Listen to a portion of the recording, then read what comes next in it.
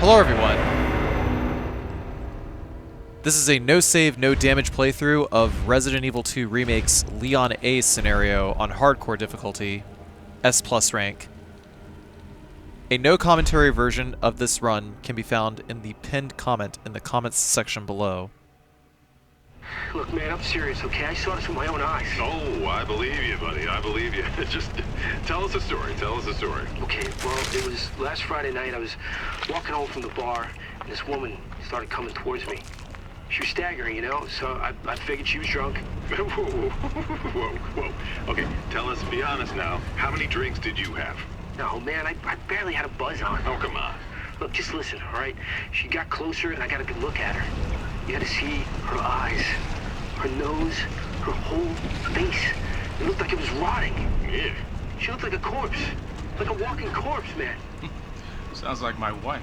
I've never seen anything like it. I haven't been able to sleep since that night. All right, calm down, buddy. Calm down. Just, hey, you gotta stay strong, okay? Don't give in to fear out there, right? Yeah, well, you got that right. If you freeze up around these things, they'll sink their teeth in you. I saw them attack somebody. Oh, come on. Just getting good.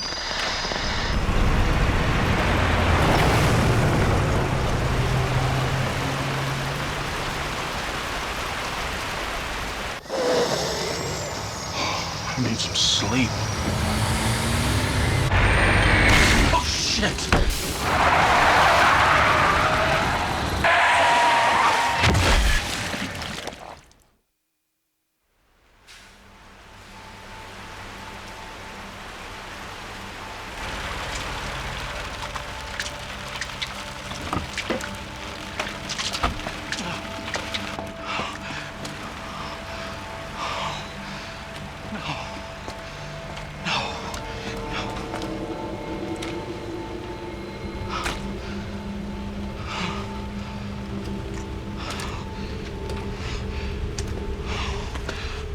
What do I do? What am I gonna do?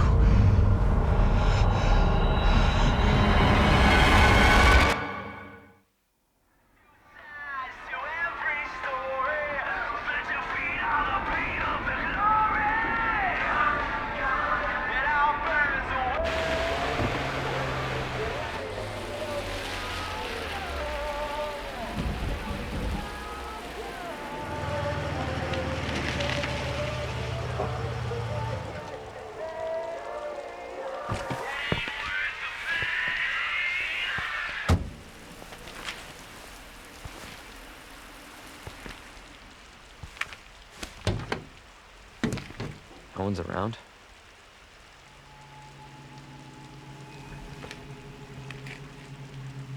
That's weird.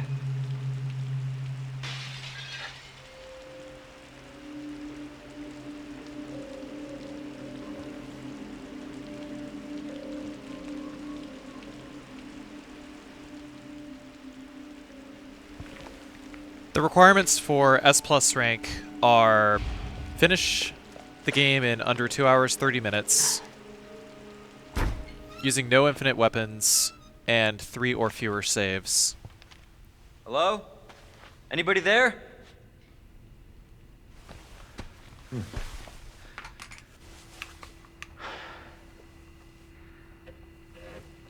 Something's not right.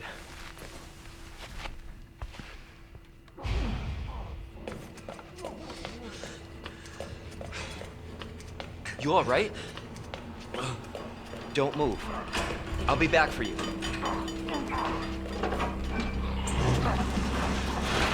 Stop moving. Officer, you need help? Stay back, sir. I got this.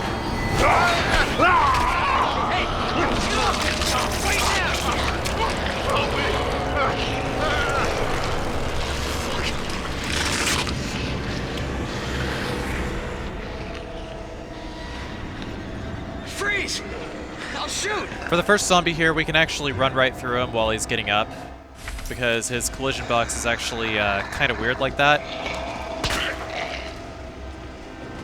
Normally he bumps into the wall, we're supposed to run behind him, but if he comes down the, if he comes in between the shelves like he did just there, and pop him in the leg until he staggers, then we'll walk right by him.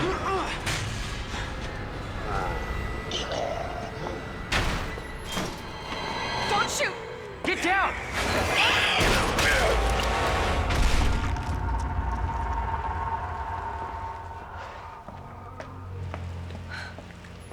You alright? Yeah, I think so. Thanks. You can thank me later, when we're safe. Holy shit.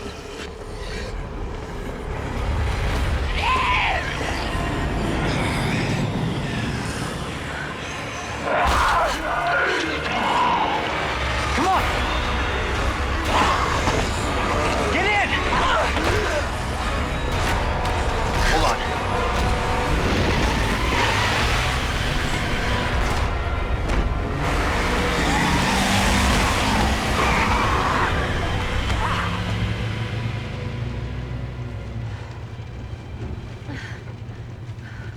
What the hell is going on? I don't know. Hopefully they'll have some answers at the police station. Wait, you're a cop? Yeah, Leon Kennedy. You are? Claire. Claire Redfield. Live around here? No. I'm looking for my brother. He's a cop too. Well, it's a good thing we found each other. I don't know what to expect anymore.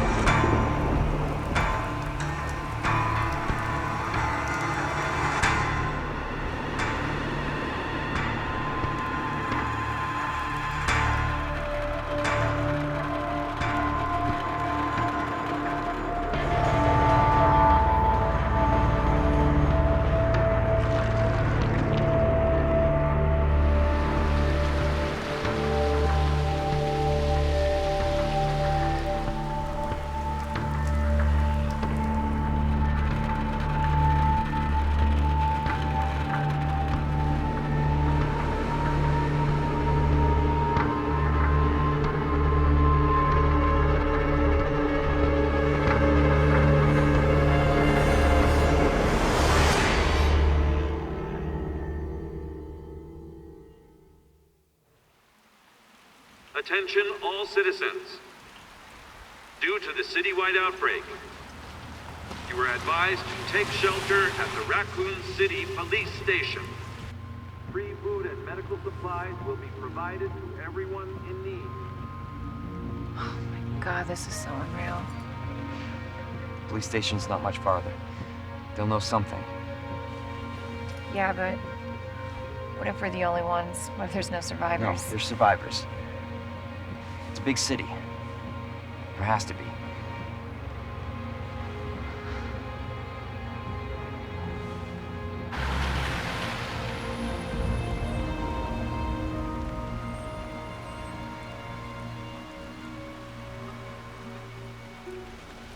Looks like we're walking from here.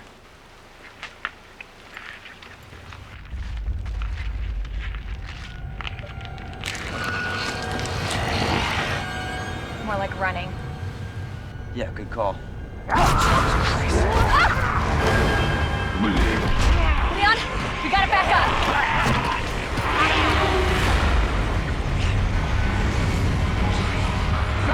What the?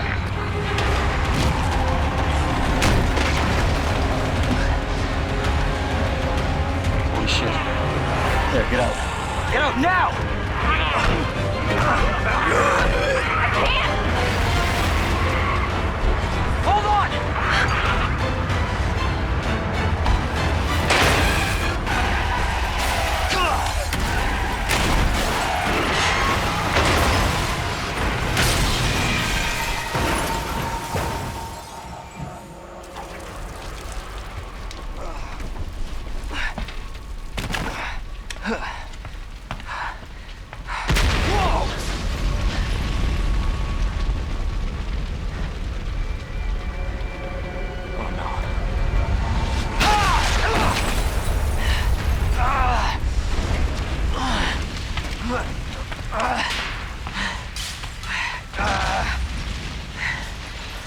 Claire! Claire, you okay? Yeah! I'm alright! How about you? can't stay here. It's not safe. Go on ahead. I'll meet you at the station. I'll be there. This is out of control.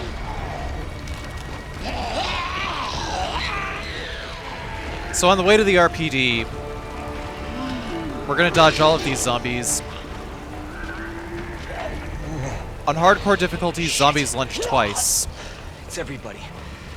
They've all turned.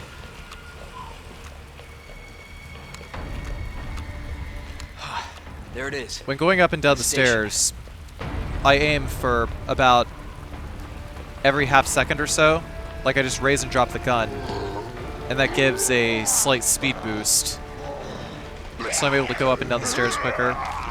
Because that zombie likes to lunge twice, I just took a nice wide angle around her. Him. I could never actually see the face. I think it might actually be the female zombie, I don't know. You don't actually need to trigger this cutscene, but I'm doing it anyway. Is anybody here?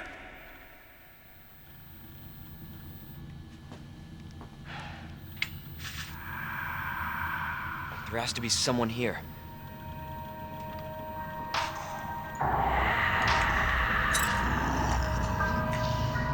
Not good. David, Marvin, you there? I found a way out. It's in here.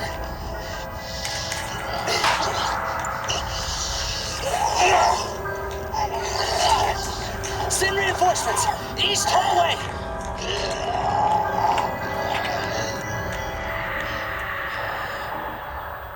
I gotta find that guy.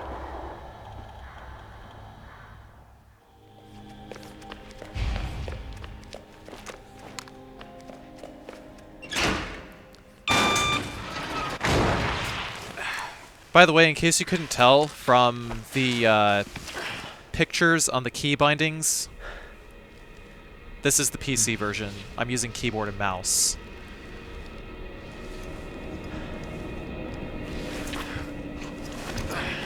Okay. Throughout this run, I'm not using the knife to deal any direct damage. I do use the knife as a defense item. But because people have complained in my previous videos about using the 120 FPS knife on maybe like 1 or 2 bosses, I've decided to forego using that this time around. But really, truthfully, all I do is just collect a few extra handgun bullets in order to kill the one boss that I actually use the knife on anymore anyway, so it doesn't really make much of a difference. Open up! Hurry! Open up! Open this goddamn door! Help me! Please! Give me your hand. Help me! I got you. Give me your other hand.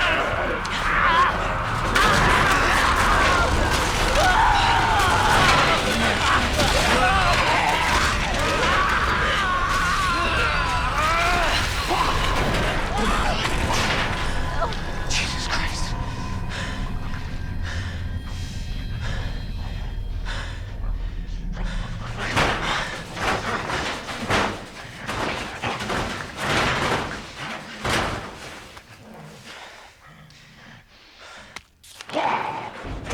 I should also mention, by the way, that this is not a speedrun. The whole idea behind a no-damage playthrough is to try and clear the game as carefully as possible. So that's why I didn't run out of the door here whenever that zombie busted right in. So I just lured him over and let him go across the table so that I wouldn't have to dodge him later whenever I came back through the area. In order to dodge those 2 zombies, I just hugged the walker on the right-hand side. Cue cutscene.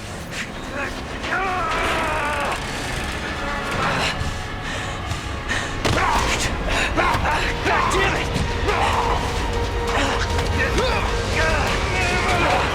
Watch out!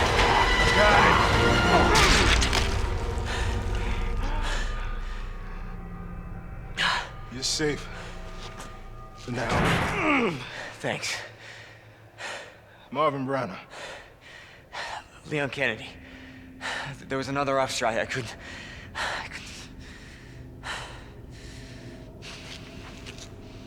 Here.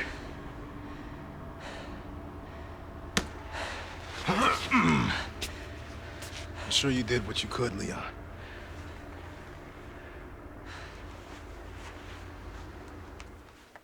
Does anyone know what started this?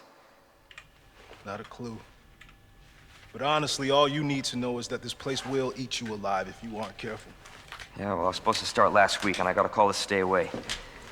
I wish I'd come here sooner. You're here now, Leon. That's all that matters. Okay, Lieutenant, I'm ready. Hopefully you'll be able to find a way out of this station. That officer you met earlier, Elliot. He thought this secret passageway might do the trick. This is good news. We can get you to a hospital. No, I am not the priority here.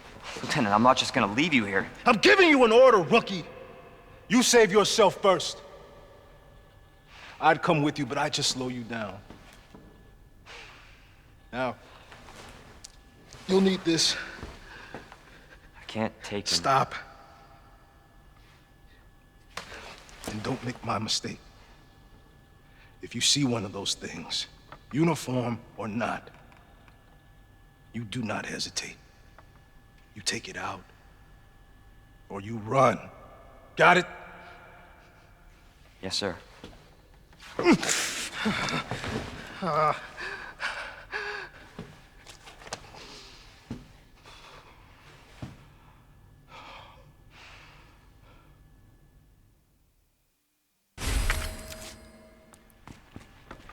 So right about now is where the real game starts.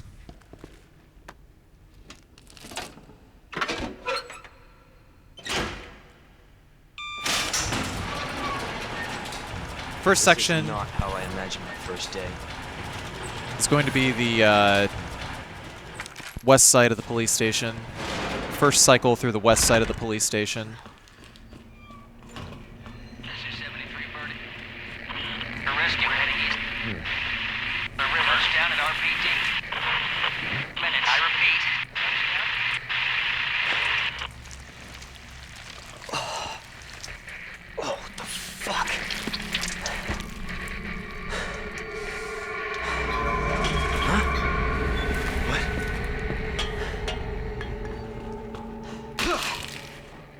Actually, by hugging the right-hand side, you can keep that body from dropping, but that doesn't matter. Anyways, as I said before, this isn't a speed run, so while I do go very quickly, and my clear time is just under an hour and a half, the focus of the gameplay in this is careful play. If I was actually speedrunning, then my target time would be under an hour, but that's also very, very risky. This guy always goes down in 6 focus shots. Now, a focus shot is whenever you let the crosshair close all the way. It does a little bit more damage than the average shot if you just let the focus shot go. It doesn't matter where you shoot the zombie will always take the same amount of damage no matter where you shoot him. But if you try to go for heads, limbs, you can disable the zombies or just outright decapitate them. There's always a chance that you can just outright decapitate them. I don't know about the like the stats on like limbs, but headshots, it's usually maybe like a 1 in 10 chance with the handgun for a decapitation. I put the wooden planks on the board or on the window downstairs so that I can keep that zombie from popping in whenever I go back downstairs. Oof. That was not a good play, actually. I was actually very lucky that I was at a height where the zombie was was able to grab me and I could still use a defense item, but that was actually quite awful. It's better to just keep your distance. Now, because I actually am getting the Magnum in this run, surprise, surprise, I'm going to go ahead and grab these Magnum rounds here. Then we're going to get the spade key. Now we're headed back downstairs, going to make a quick pit stop to the save room so that I can drop off some of this excess stuff. Specifically all the handgun bullets I picked up so that our inventory doesn't get choked out as much. The movement in this game is a little touch and go, which is why I get hung up on a lot of corners, on like a lot of rails and stuff like that. Haven't really figured out, haven't really trained myself on like the correct movement in this game.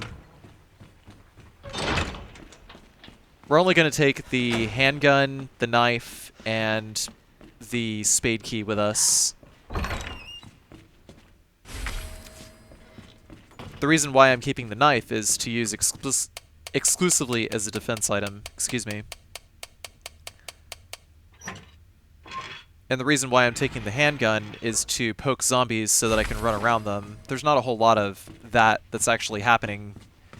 I think it's only maybe 2-3 zombies that I actually do that on. So instead I'm just going to bank all of my ammo. If you choose not to use knife strats on Birkin, then this is what you're going to do. NED on the lock to the left, MRG on the lock to the right, get the handgun clip extension. There you are. Come here. Take a look. Yes! I knew she'd make it. Oh, you know her? Yeah. Name's Claire. I came into town with her. You can get to that courtyard. Through the second floor. East side. I'm on it. Thanks, Lieutenant.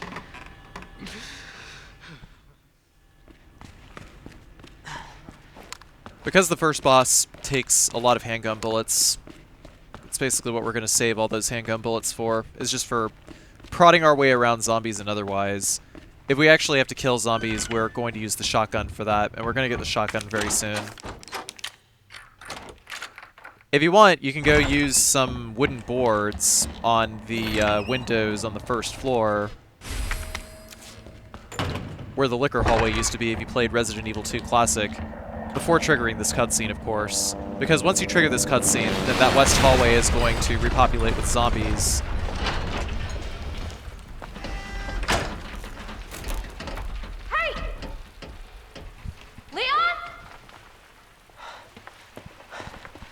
Claire! Hold on! I'll be right there! Okay!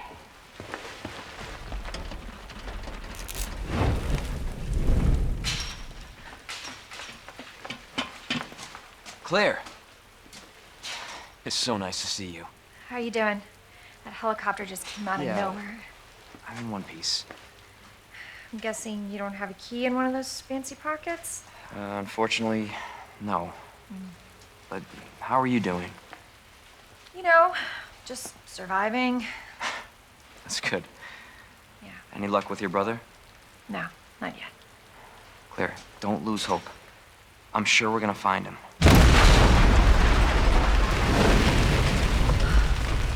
Damn it. You know what that means? Yeah. Dinner time. Claire, I think you should go. Don't worry about me, Leon. You take care of yourself. Claire, you need to go. Now! Okay, let's get through this. Both of us.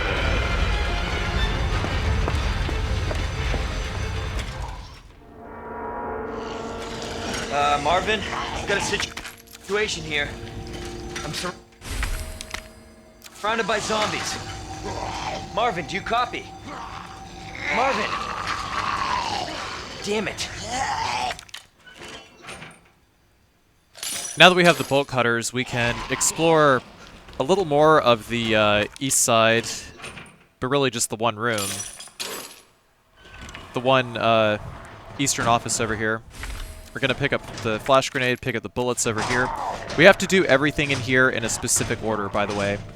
Third, valve handle, and then we take the yellow gunpowder here, combine that with the blue gunpowder there to get some shotgun shells, and then we're going to get the fuse. If the zombie is in between you and the door here, then just pop his leg and get around him.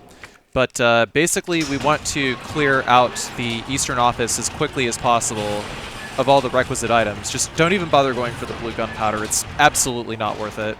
There's another blue gunpowder that we can get later if necessary, but, you know, if you deem it necessary, I guess, but I can't see any reason that it would be necessary, but you have to do it very quickly, otherwise the zombie is going to crowd up on you. Or you can just take out his leg and run. But anyway, now that we're back in the west hallway, because I didn't board up these windows, we're going to have to stagger 2 zombies and run around them. It looks like more, but it's actually just those 2 zombies that I'm actually shooting. The ones that are already standing up and are directly in the way. So in hardcore mode, because the zombies lunge twice and they're very aggressive, you know, that's the thing about DA level 9, is that they'll just do that. It's always better on hardcore mode to just go ahead and stagger them and run. So now we got the flash grenade and the one part of the detonator. Gonna type in 109 to get like 9 more handgun bullets. Then we're gonna use the weapon key card to get the shotgun shells and the not Remington M870. We're gonna wait for the zombie that was outside the western office to wake up and come in, and when he busts through, we're just gonna pop his head because he's committed to an animation and he actually won't interrupt that for an attack. So we can get reasonably close to him and just like set ourselves up for the headshot. For this one, because she just wakes up right there, we have to kind of be a little bit careful with angling the headshot. But that's pretty much it as far as enemies go in this stairwell. Just trying to take out all the zombies in the stairwell because we are going to be visiting that area much later in the game, and we actually want to be able to not have to dodge those zombies and fire out gunshots, which will alert some lickers. Speaking of lickers, we can just run right by that licker during the oh my god it's a licker thing, because it's not going to aggro, it's just going to commit to that animation, and we can just go right in and don't got to worry about anything. But in the meantime, just mixing up some shotgun shells, picking up more shotgun shells, picking up the battery for the detonator, and picking up another flash grenade. We got to save every single grenade, by the way. Don't use flash grenades as defense items, that's a waste. Save every single grenade so that we can use it for the final boss. There are a couple of exceptions to this rule, but otherwise just save every grenade. The solution to this puzzle is Pisces, Scorpio, Aquarius, I guess is what they are, but it's fish, scorpion, jar of water. This zombie over here, sometimes she'll trip over the body on the floor, but otherwise just go ahead and cap her in the head. While this guy's getting up, we're going to blow his head up. So, as some of you probably know, you can actually like take a wide angle around that zombie and he'll never wake up. And you can also just leave that zombie be and he'll just continue eating ass forever. But the reason why I kill those guys is just for ease of movement around the room, because I just like don't want to have to worry about it, especially when I'm running away from Mr. X later. As a matter of fact, I'm actually setting up the shelves for that very reason. Like, I'm moving the 2 shelves on the left to the right once and picking up the bullets behind, and then I'm moving the shelf on the far right to the left once so that I don't have to worry about moving shelves. It's like one less push to deal with whenever I'm dodging Mr. X later. So, put out the detonator. We're going to decapitate that zombie so that he doesn't wake up and impede our progress. And you'll notice that I went back into the library very briefly and then went right back in as the detonator was going. If you do that, then the bookshelf will not fall over. So next up, Maiden, Arrow, Snake is the solution to the Maiden statue. And in order to dodge around this licker, we're going to hug the left-hand side, and he'll either jump or he'll lick. But as long as you're hugging the wall, I think the way the physics engine works in this is like if you're just sort of grazing the wall, but you're like running parallel to it, then you're not really losing a whole lot of speed. So you can just hug the wall really, and you'll do good on like dodging the licker. So on the way out, we're gonna grab the knife on the dead body and grab the red book, which is going to be necessary to get the scepter later for the stars badge, which is going to eventually get us the magnum. In order to clear up some inventory here, we're just going to use these two and solve the lion statue upstairs, the solution to which, by the way, is lion, herb, bird. By the way, you guys are probably wondering what I was talking about by DA earlier. I'll try to explain it a little later, but all you need to know is that there is a hidden difficulty adjust system in Resident Evil 2 based on how well you do in the game, but on the hardest difficulty, hardcore mode, it's always locked to the highest value. So it's like something that you don't worry about.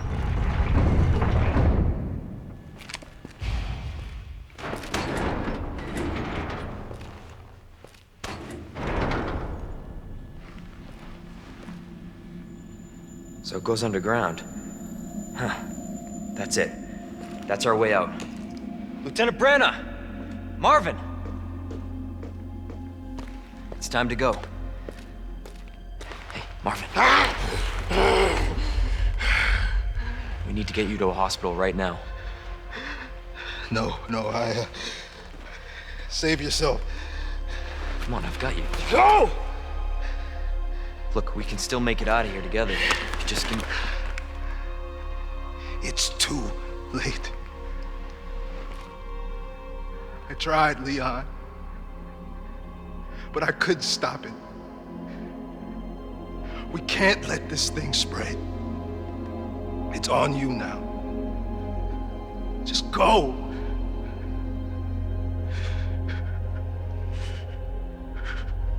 I understand.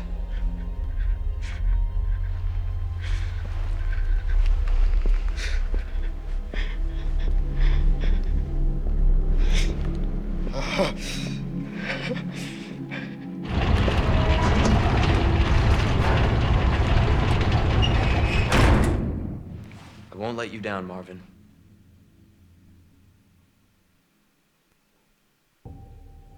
Alright, so next up, in preparation for G1, we're going to grab these shotgun shells here, we're going to put away all the flash grenades, and then we're going to take out the bullets that we stored a lot earlier. So we have at least 100 bullets. At least 100 bullets is probably a good thing. Probably a good amount to have. If you watch my Claire A and Claire B no save, no damage videos, then you'll actually see an alternate strat for PC players, but this strat that I'm about to do will actually work across all platforms.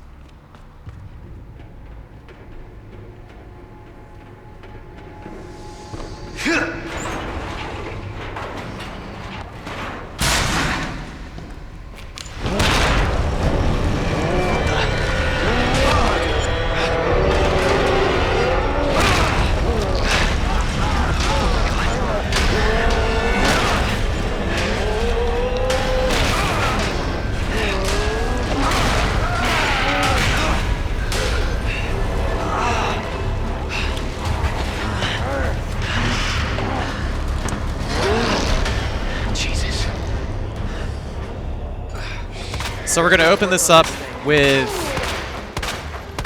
about 20 handgun bullets. I think 20 handgun bullets is probably safe here. Sometimes you can go for the shoulder and get like maybe a few more points of damage, but because of how quickly the boss moves around, because it can literally catch up to you in just like a few steps, I would actually not really recommend going for the eye as much. There's like a couple of situations where you want to go for the eye, and that right there is one of them, where he slams his pipe all the way down like that. So whenever he does that, you know, you're good to start going for the eye. But like once he starts moving, that's when you want to shoot center mass. I'm moving around and I'm aiming, by the way, because some of the enemies in this game actually do react to you raising your gun. For some reason, he just decided to go the opposite direction. He's been doing that to me a lot, actually, since I started using this strat. But the fake out there is actually not, you know, it's not too difficult to predict. Just like a few quick shots here and there. If he's like attacking and you're far enough away, then you can do it. But occasionally he may reach out and grab. But that's what our knives are for, is to break out of the grab, because the grab actually does have a pretty long distance and a bit of a lunge too. So now we're entering phase 2 of the fight. Well, actually not really. That's the entire fight. It's like whenever he stops and like his arm starts pulsating like that, then that's pretty, you know, it's pretty much over. Actually, not pretty much over. It's like, I don't know. Where are his multiple phases? Somebody's watching. Doesn't even really matter that much. It's not a hard boss. Compelling gameplay. Anyway. Before we head up the ladder, gonna grab the extra handgun bullets. The reason why I grab extra handgun bullets is there's a couple places where you might want to use handgun bullets to poke zombies, or you might want to use the handgun bullets against dogs, but the main thing that I actually want to pick up is that hand grenade right there. The reason why I'm picking up handgun bullets mostly, though, is because of G embryos in the sewers later. But pretty much from here on out, the handgun is going to be completely useless. I know what you're thinking, but what if I need that to kill enemies? And the simple answer is, if you've done enough preparation in advance to prevent yourself from having to kill or dodge certain enemies, you don't have to worry about shooting them.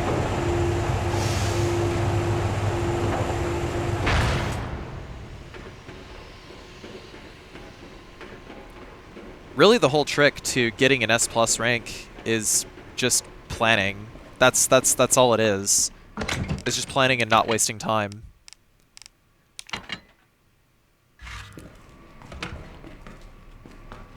Which, by the way, not wasting time is not the same thing as going fast.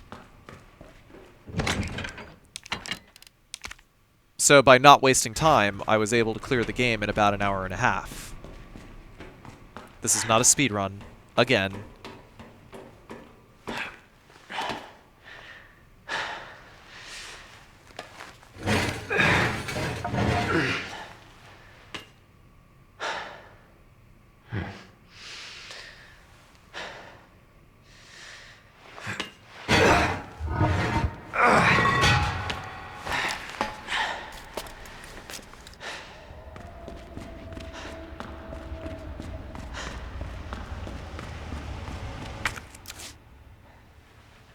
Damn.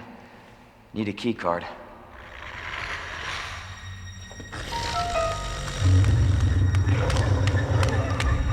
You gotta be kidding me. Get off of me!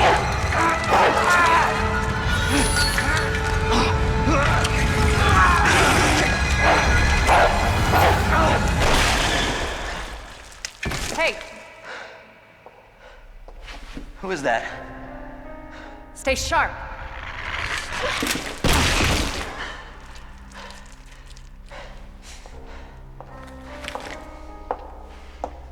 Lower it. FBI. Sorry. Thank you. For your help. Surprised you made it this far. FBI, huh? What's going on here? Sorry, that information's classified. Where you going? Do yourself a favor. Stop asking questions and get the hell out of here.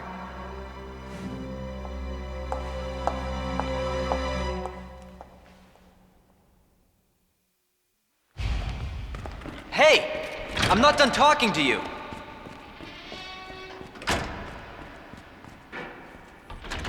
We're being railroaded this way. So, all the zombies in these jail cells here, they all have 1 HP, But even if you kill them, they're going to come back to life, so don't waste your ammo. Hello? Hey. I don't believe it. A real human. Hello, human. You been here long? Long enough. Are we the last ones alive? No, there's a few of us. Huh. That's good news, I guess. Yeah. That's of course Irons sent you. Irons? You mean Chief Irons? Is he still around? Who cares? Hopefully he's somebody's dinner by now. What do you mean by that? He's the bastard that locked me in here. I'm sure he had a good reason. He did. I was about to blow the whistle on his dirty ass. I'd have done the same thing to him, I guess.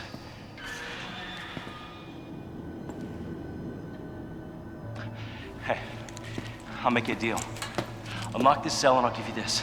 There's no other way out of that parking garage, believe me. Sorry, I can't do that. I have to talk to the chief first. Look, we're both prisoners in this station.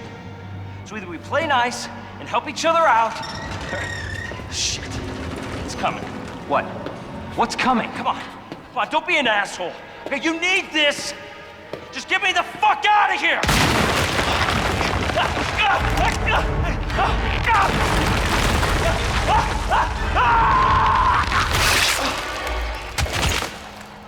Oh my God.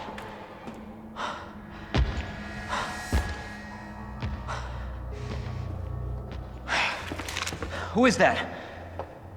It's just me. So you can put that thing away. I don't even know what happened. It just happened so quick. I told you to get out of here. You wouldn't want to end up like Ben, would you? You knew him? He was an informant. Had information of use to my investigation. So what he said was true? Hey, you can't keep walking away from me! I don't even know your name. I'm Leon Kennedy. Find a way out, Leon. Before it's too late. Then we'll talk. Name's Ada.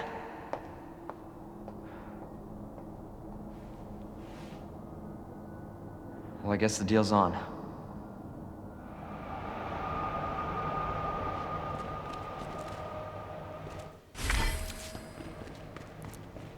So what I neglected to mention earlier was inventory arrangement for the basement. We're going to be killing dogs, but actually I probably didn't even need the handgun, so could have just ditched that along with the grenade, but I ditched the grenade and one knife. What I would recommend for console players is taking a pit stop to the shooting range and getting the key in the yellow box on the right, going and unlocking the trunk of the car and getting the burst fire attachment for the Matilda, because it'll make it easier to shoot G embryos if need be. But if you're going to do it, then you want to do it now, because once you go and flip the switches to turn on the power in the basement, then the zombies in the shooting range will wake up, and there will also be dogs in the parking lot. So, yeah, I mean, you're probably thinking, wow, this is a waste of shotgun shells. Actually, I'm at an overabundance of shotgun shells, so it doesn't even matter that I'm shooting these guys. For most of the game, speaking of shotgun shells, you just want to mix up shotgun shells. You just want to mix up blue and yellow gunpowder to get as many shotgun shells as you can. Because the chances of decapitating zombies is not always going to be 100%. So that's why I keep a knife on me, so that I can use it as a defense item in case I get grabbed. Always keep the zombies in front of you. Never fight them on stairs. Stuff like that. You know, I'll elaborate on that again a little later, but don't ever bother mixing up handgun bullets, just like ever. Never, ever, ever. Mixing up handgun bullets, unless it's for an RE.net challenge, is completely useless. So we're going to flip switch breakers 3 and 4. This dog, we're just going to ignore him altogether. And we're going to go right around. We already picked up the box with the fuse in it. And there's the other blue gunpowder. I just had to think for a minute. Okay. So we got the blue gunpowder. I needed to combine those shotgun shells. The shotgun will kill dogs instantly at close, almost medium range. So you can see I manipulated the dog to jump over the garbage over there, and I just killed him. Another dog's gonna bust out of here, and boom, dead.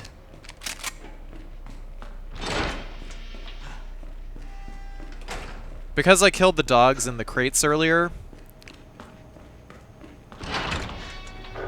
it stopped the appearance of several more dogs around that whole area of the basement. So I'm going back here, and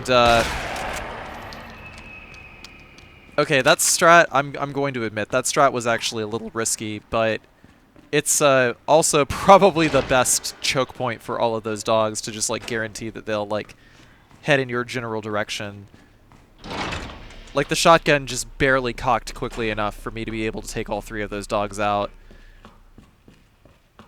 Previously, I would just cheese them with the handgun and, like, the door, but really using the shotgun on the dogs is just better because we already have, like, an extra surplus of ammunition up to this point anyway. I know the speedrun dodges them, and maybe the dogs really aren't that difficult to dodge, but this is also hardcore mode, and taking a hit will put you in caution, danger maybe. We're going to put away the handgun, the ammo, the flash grenade. Just taking a little bit of handgun. Did I? Yeah, I just kind of decided that I didn't really need it because the only thing that I was ever going to use handgun ammo on again was going to be G embryos. I don't know, maybe you just don't even really need the handgun all that bad. Got some more Magnum ammo, putting that in the box.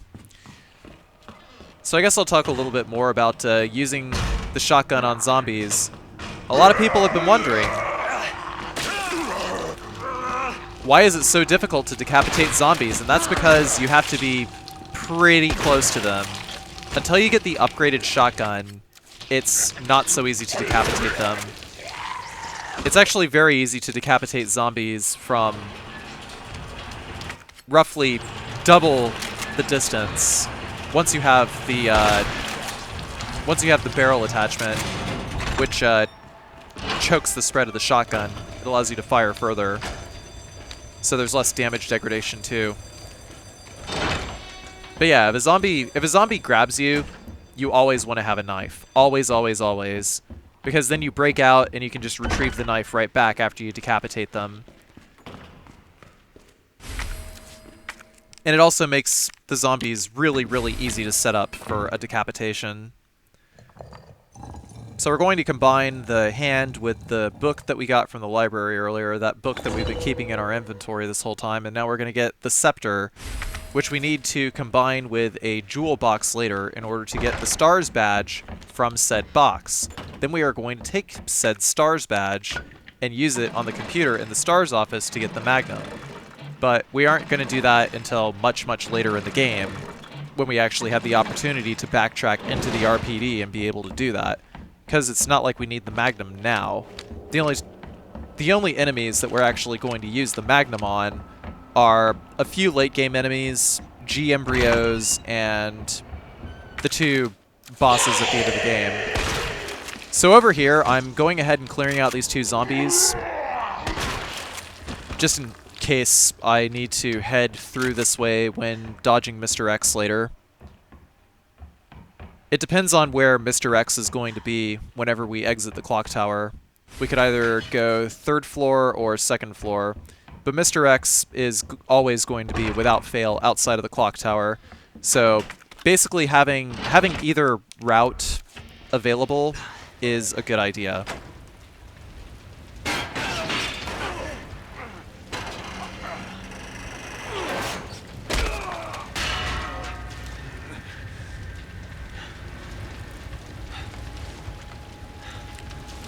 So the ladder breaks here for Leon. We can still jump down that ledge, but we won't be able to climb back up.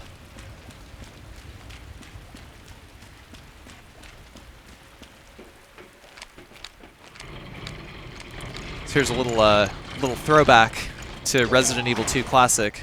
We're gonna pull the switch over here, and the zombies are busting out of the door here. As you can see, it's like the chances of being able to score a decap severely diminish the further you are away, which is why you need to be like really close, like up in the zombie's face whenever you aim up and blow their heads off. We're gonna put away one of the knives, and we're gonna put away the scepter. We gotta have 2 inventory slots free.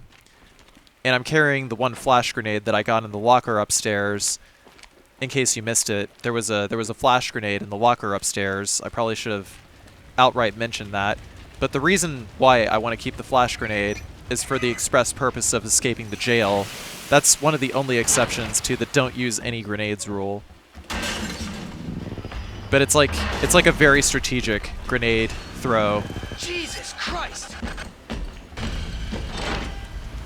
A very strategic use of grenades, and that's really what you should be using grenades for instead of just like wasting them on defense items.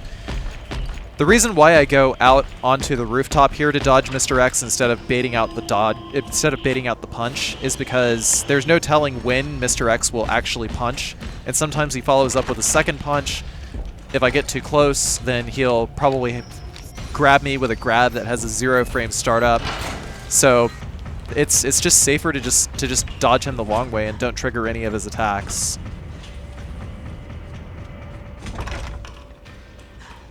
A general rule of thumb for not getting hit is to make sure the enemy can't attack at all. So sometimes it's just smarter to do that. You'll notice that I went through the first floor. The reason for that is because we lose Mr. X a little earlier, and that allows us to go to this door over here. And I just despawned the liquor by aggroing him, exiting, waiting for the music to fade out, and re-entering. So once that happens, we don't have to worry about dodging that liquor ever again. It only works in Leon A. Well, it does work in Leon B for despawning 1 liquor, but there are 2 liquors in this hallway in Leon B. But, you know, if you're looking for strats for Leon B, then watch my Leon B videos. Don't watch this video.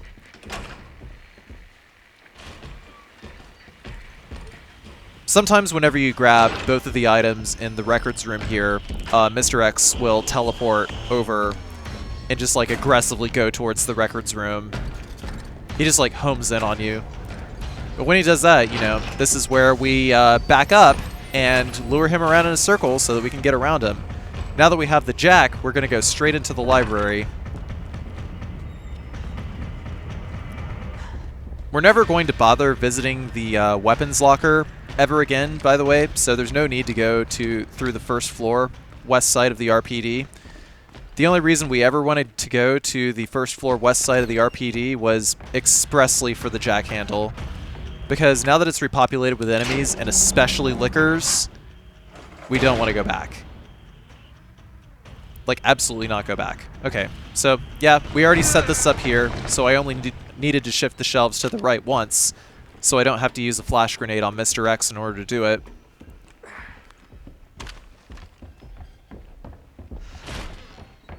Very clean. Get out of here. There's 2 more zombies upstairs.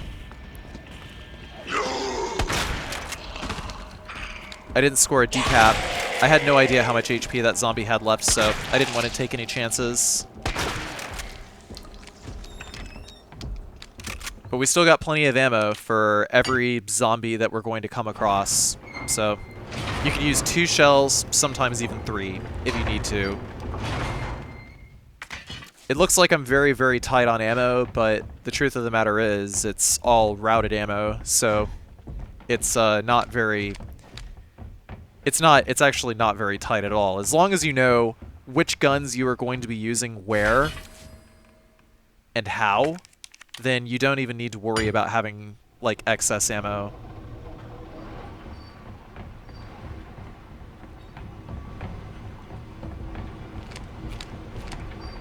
A lot of planning has gone into being able to pull off a run like this, but the strats that I had in mind were specifically strats that new players could copy and be able to use themselves for their own S rank runs. S plus rank. Sorry, I'm too used to saying S rank and not S plus rank, because S plus rank has never been a thing in any video game that I've played, so I always default to just saying S rank.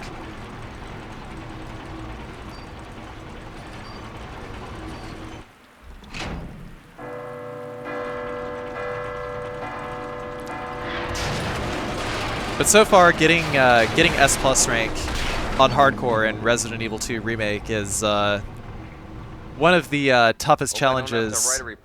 One of the toughest full game challenges that Capcom has cooked up for a Resident Evil game as like default part of the game in a long time.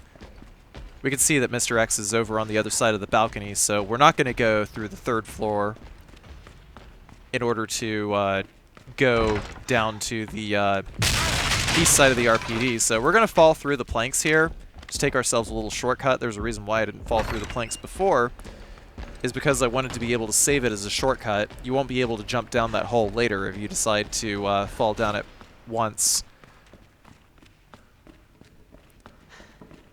Doesn't cause any damage. It's just a jump scare. A jump scare that you can utilize to warp yourself back down a floor, but it can only be used once per game. So, if we're going to take the 2nd floor route, then we're going to grab this plank. If you took the 3rd floor route, then there's a plank like right outside the door. But that was we would be unlocking that door, and that would be the room with the 2 zombies that we decapitated earlier. It's the room where we pick up the large cog that takes up 2 inventory slots. Maybe we just go downstairs to this area from there. But I take one wooden plank anyway, just so I can, 1, prevent having to use a shotgun shell against the zombie at the window there, and 2, no gunshots means that Mr. X will not aggro quite so easily. But if you could hear for a second, there's like a boom. It sounded like one of Mr. X's footsteps. He teleported. Sometimes Mr. X will do that, and he will teleport right behind that wall, and boom, there's the jump scare from Resident Evil 2. Classic. So we're going to go in here. Mr. X will not follow us in here. And we're going to pop the door open a little bit, and we're going to walk.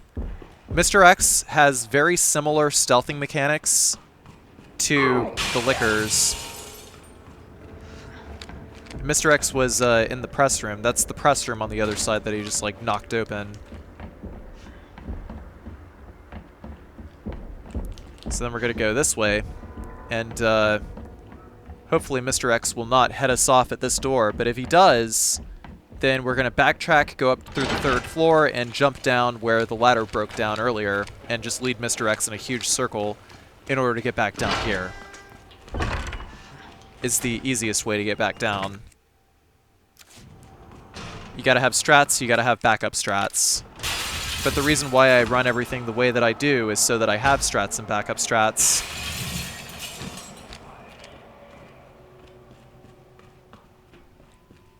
So just like being able to know where Mr. X is going to be whenever you're at a specific part of the RPD is very helpful in not having to deal with him. The real challenge with Mr. X only comes with not knowing the layout of the RPD. And once you know the layout of the RPD, Mr. X is very, very easy to deal with.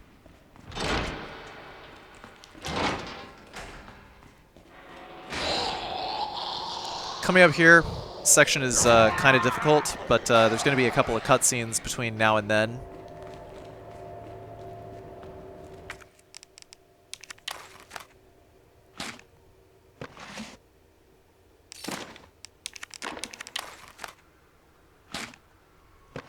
We're going to use the 2 cube semiconductors and just go ahead and use them. By the way, we're not going to pick up anything else in the RPD while Mr. X is still roaming around, so just go ahead and clear the RPD. We'll be able to backtrack and revisit later for all the other requisite items. Now we're getting the parking permit, and we are getting out of here.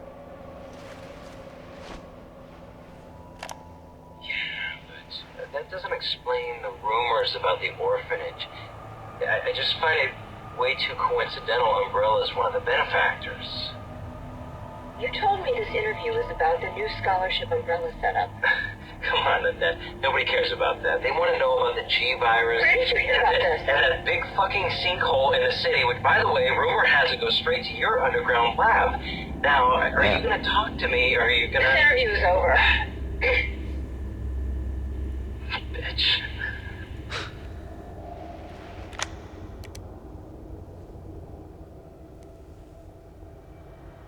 So, after this cutscene, gotta make sure that we're equipping the flash grenade. I took my hand off the keyboard for a second. What are they? We gotta make sure that we equip the lone flash grenade that we have in our inventory, because we need it in order to escape the jail.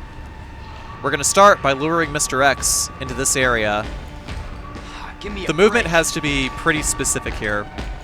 And then we're going to take a wide arc around him. He's going to be right on our ass. So you're kind of seeing that I'm moving at a bit of a slant, 45-degree angle. Then we go in here, and got to be very, very careful that the grenade does not bank off of the cell bars there. And then we stun the zombies with the flash grenade, and then we are safe to leave.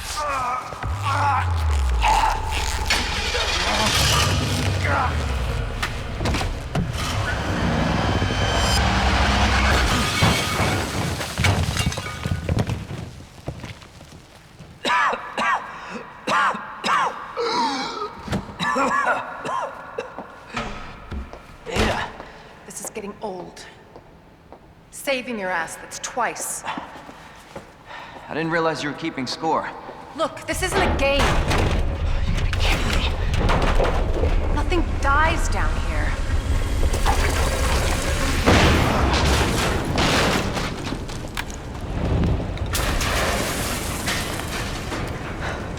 I take it you have the key card. Yeah, and this. I was hoping you could explain what's on it. Maybe. After I hear it. Let's get out of here.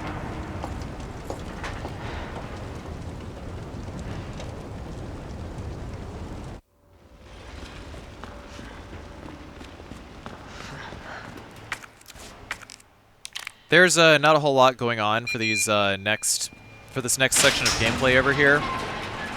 There's going to be a grenade and the long barrel attachment for the shotgun in Gun Shop Kendo coming up here, but aside from that, there's really not a whole lot to talk about. So it's really just all one big long walking talking cutscene with a Crash Bandicoot sequence. Is that so the intel you needed? Unfortunately, there's no. just not much to talk about, so Ben I'm just didn't gonna go come through. radio silent for a little while. Well, what exactly are you looking for? More info on the people responsible for this mess. Road's out. Going through that gun shop looks like the only way.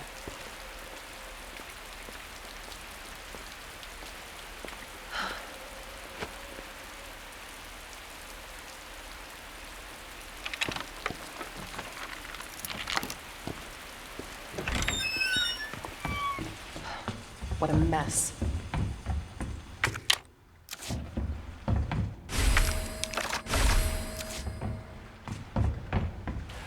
Don't move. I'm not gonna hurt you. I said don't move. I'm just passing through. I'm gonna ask you to lower that weapon. I kill you are. You're gonna turn around and go right back out the way you came in. I think your daughter needs help, sir. Don't tell me how to deal with my daughter. Drop it. No! Wait! Step aside. We need to terminate her before she turns. Terminate. It's my fucking daughter. Ada. Just let them be. Emma? Sweetheart, I told you to stay put. Daddy. Yeah, Daddy's here. Come here. Okay? Those fucking things outside. Look what they did to us. You're a cop. You're supposed to know something. How did this happen? Huh? She was our sweet little angel. Mommy. I was sleeping, honey. Okay? And I'm gonna put you to bed too, okay? Emma.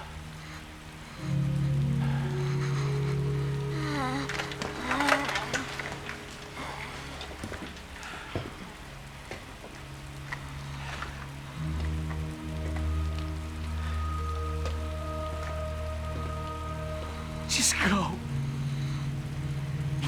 Just give us some privacy.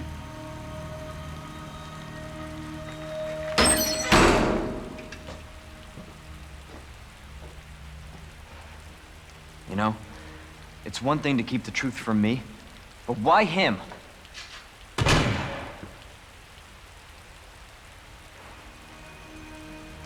I want to find out what's happening here and stop whoever's behind it.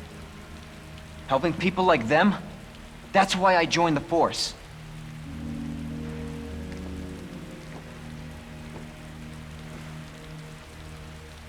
My mission is to take down Umbrella's entire operation. We may not make it out.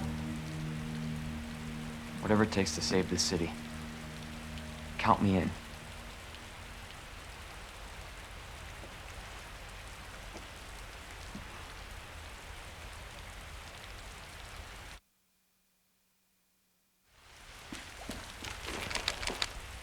Heard of the Umbrella Corporation? They're a pharmaceutical company secretly making bioweapons. They have a virus. It turns people into indestructible monsters. That explains the horrible things I've seen.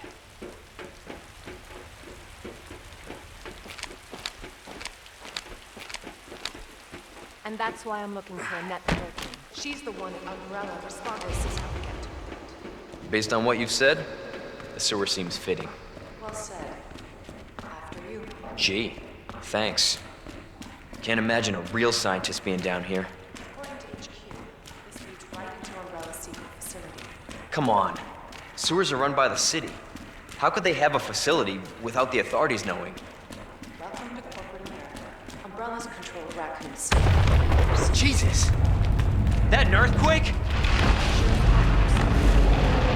What the hell? Stay sharp.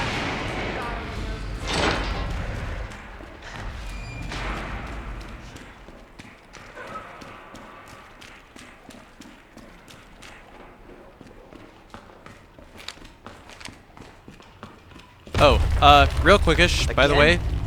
It's not too late to turn back. Cutscenes do not count towards your endgame chance. timer, and you You're can stuck also with me use to the the infinite end. knife and not be penalized for an S+. Ugh. You sure this is the right way? Unfortunately. Wait there.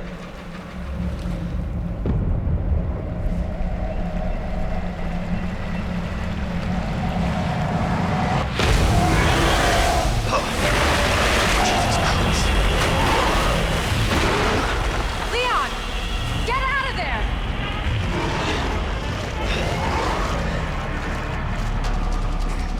So right here, just stay to the left. He's gonna attack once. Stay to the right. He's gonna attack twice. Stay to the left again. Big spoopy gator.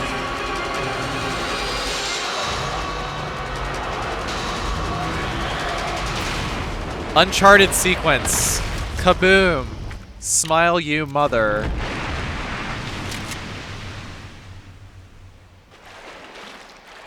Chew on that, you overgrown son of a bitch.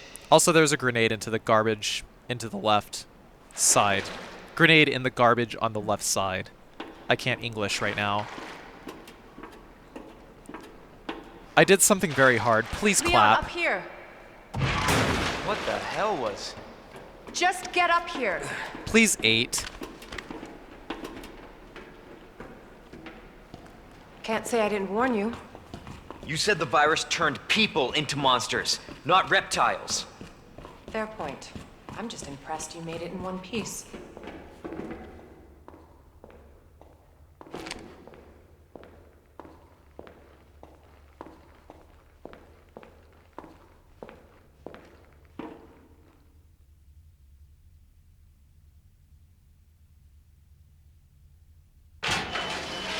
So let me get this straight. Umbrella sells monsters like that to who? Our military? Somebody else's? They don't sell the monsters. They sell the viruses that make them. And Annette is who makes the viruses. Scary as that alligator was, Annette is far more dangerous.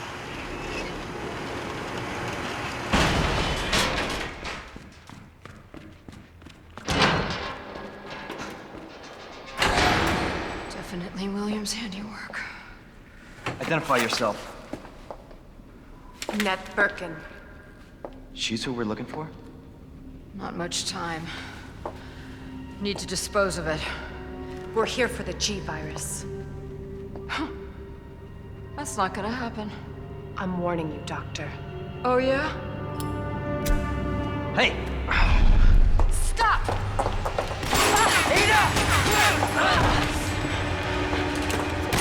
You'll never get the G-Virus! Didn't expect that from a scientist. Leon. Forget about me. Just go. Stop her before she gets away.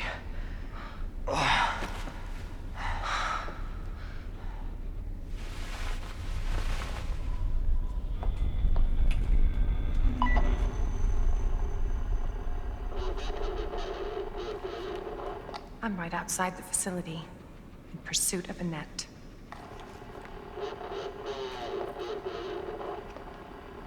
If it's not on her, it must be in the nest.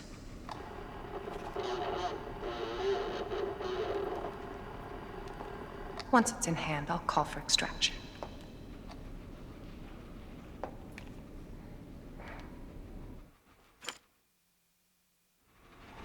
You can run, Annette, but you can't hide.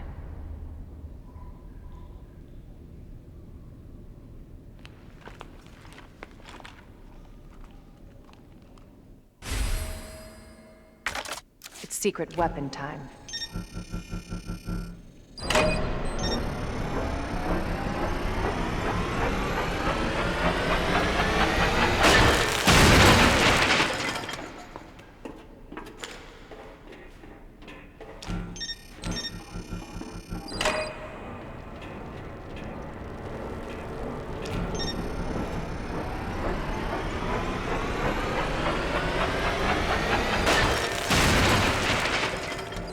So while we're, after we've done all this stuff for this puzzle here, now that we're in control of Ada, there's a specific way that we gotta deal with these enemies. Especially on hardcore difficulty. If you're trying to go for the, achievement... Wow, I was really lucky that I didn't get grabbed there. If you're trying to go for the One Slick Super Spy achievement, then do it on assisted or do it on standard difficulty. Because if you're going to try to do it on hardcore, it's a bit of a headache. So first up, I want to take out the leg of the lone zombie in that room so that he doesn't come out of the door. Because if a zombie does not have its legs, then it can't open a door.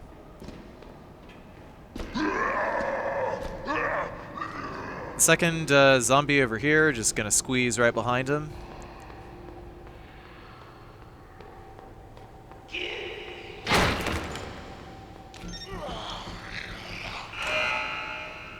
Then we're going to flip the breaker to turn on the elevator, grab the handgun bullets here, and grab the flash grenade. The reason why I grab the handgun bullets here is so that I can disable this guy, because trying to backtrack around him is probably going to result in him lunging twice and grabbing. Then we're going to throw flashbang over here to disable these other two zombies, and we are heading straight to that elevator.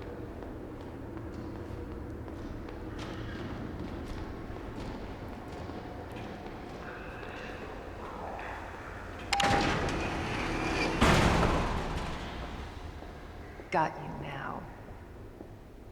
And Always been good at we're running, just Annette. Even now. solving puzzles now.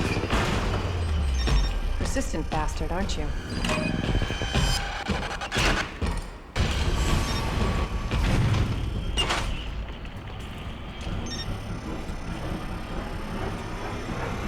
And that's really all that we're doing for the rest of this section is Ada. Puzzles. Which really aren't puzzles if you already know what you're doing, so just do as I do here.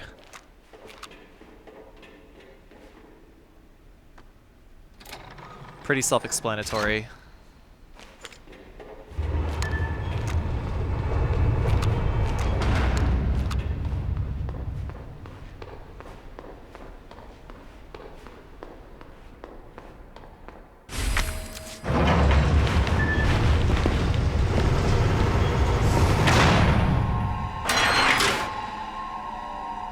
Bravo. Gonna burn me alive now? You'll never get your filthy hands on the G. I'm not the only one after it. You realize that? And you won't die alone.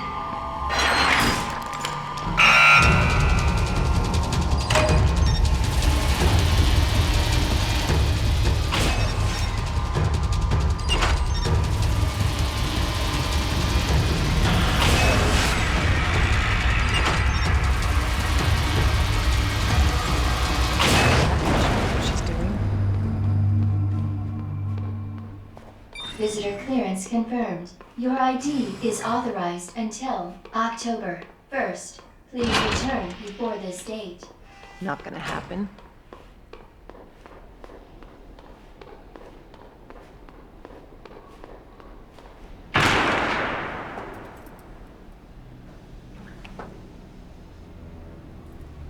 Enough with this cat and mouse game. The game is over. You lost. Tell me, is your husband still alive? Or did you kill him so you could take credit for G? Interesting theory.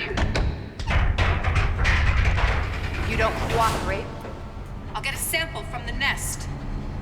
Over my dead body.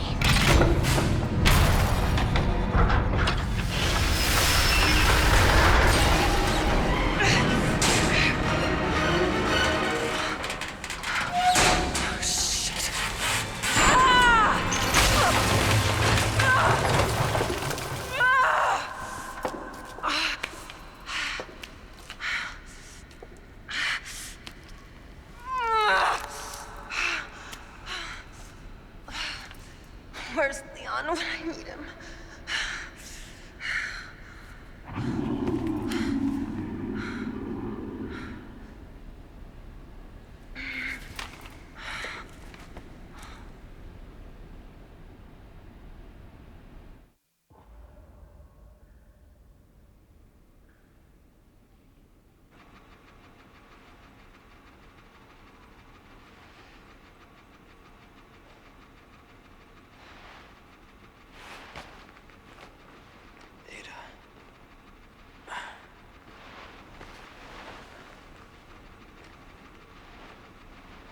Ada?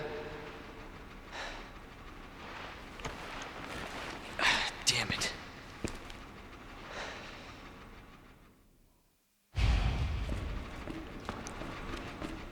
Now we're back Ada? to actual gameplay. Where are you?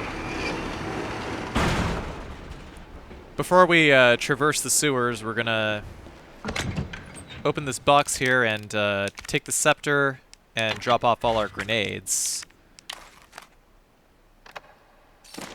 Then we're gonna pop that sumbitch off of that scepter, and we're gonna pop that sumbitch into that sumbitch and get that sumbitch.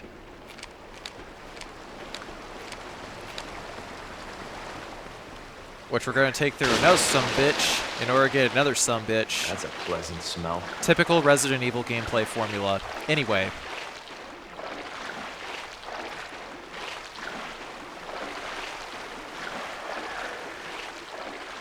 Before we proceed, there's 4 more shotgun shells over here. Actually, it could be like 4 more shotgun shells. I'm actually not even sure, like, whether or not a lot of these ammo pickups are fixed values or if they're like plus or minus.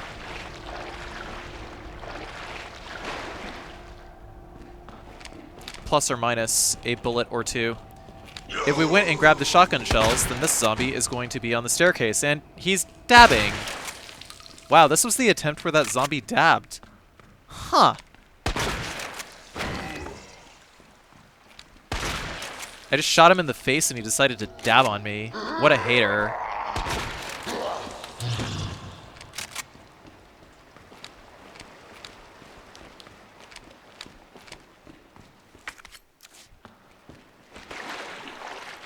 But yeah, we're going to decapitate all of the zombies there and grab the knife. Shit. There's an enhanced gunpowder on the left. A yellow gunpowder on the left here that we're going to take. Got to get that now. And we're going to hug the left wall and move past this guy and go ahead and let him grab us. Because if we counter with the knife... What the hell? Then we get a free escape. Pretty easy.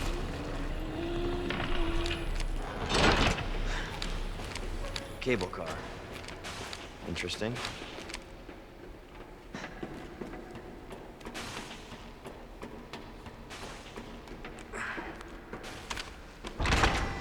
But yeah, we're not going to kill that guy. We're not going to fight that guy. We're just going to squeeze around him.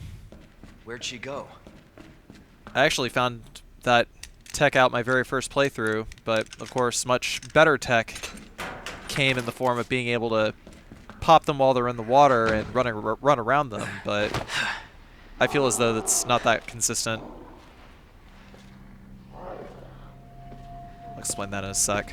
I don't like the sound of that.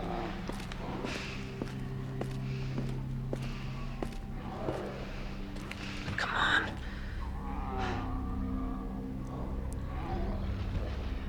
Ada!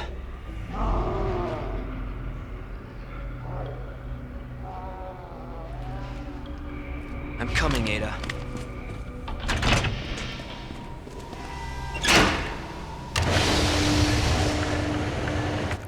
So our next mission is to head back to the RPD from here and grab the Magnum.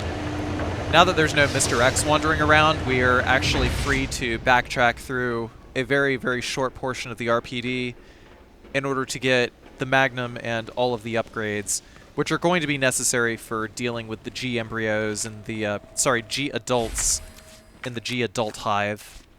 I'm gonna grab the T-shaped bar here first.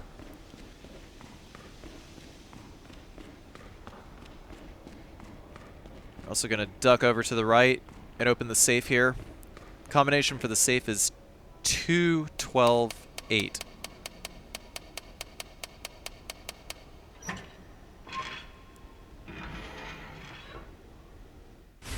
And just combine directly with the shotgun. Boom, boom. It's done. Sorry, I'm too used to calling them G embryos because that's what I've always called them since Resident Evil 2 Classic, but they're actually called G adults. We're going to decapitate these guys as we go down the stairs, and we're going to decapitate this guy right here. Just go ahead and clear them right the fuck out. Then we're going to go ahead and use the T-shaped handle over here so that we can grab the facility tree. This facility... I merged two words together. I tried to say key, but then I was thinking of the word treatment, but it's treatment key is what we're going to pick up. Sorry about that.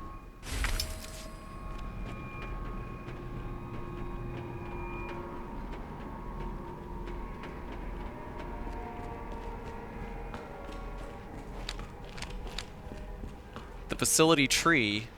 Well, that's the facility tree that we're running by right now.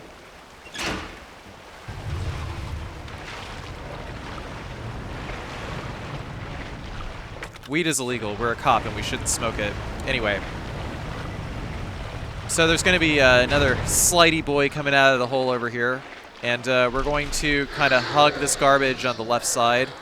The reason why I don't take a straight line is because if we try to take a straight line, then the slidey boy is going to cut us off. And his hitbox is going to... He has a very, very wide hitbox, by the way.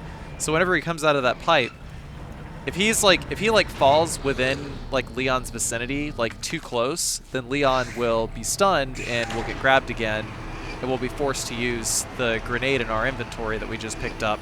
We don't want to use that grenade. By the way, the film there is very, very, very important. We need that before we go back into the RPD. Gonna use the treatment facility key and combine the large gunpowder here with the yellow gunpowder. Then we're gonna use the treatment facility key again while combining those shotgun shells. And we're gonna ditch the key, and that will open up 2 inventory slots, which we can now use to pick up the roll of film,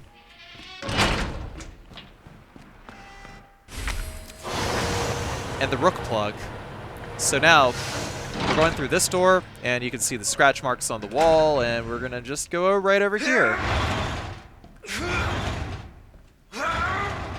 And in classic Resident Evil 2 style, there's something behind that locker. And it's an elevator that will lead us to this place over here, where there's more Magnum rounds. Then we'll unlock this over here, and there's this STARS case over here to the left, and we'll put the badge in. We'll take the badge back, because we don't need to pick up those Magnum parts yet. And there's another grenade over here, and... Staircase looks familiar? Yep, we're under the statue.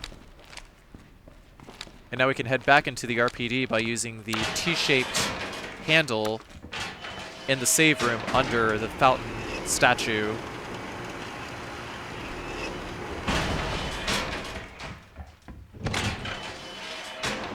Before we continue, just putting away the shotgun shells, the shotgun, the hand grenade, the grenades. Maybe I should consider saying what I actually am taking. A knife, handgun rounds, Magnum rounds, the 1 film, the STARS badge, and the T-shaped handle. And we only take those items.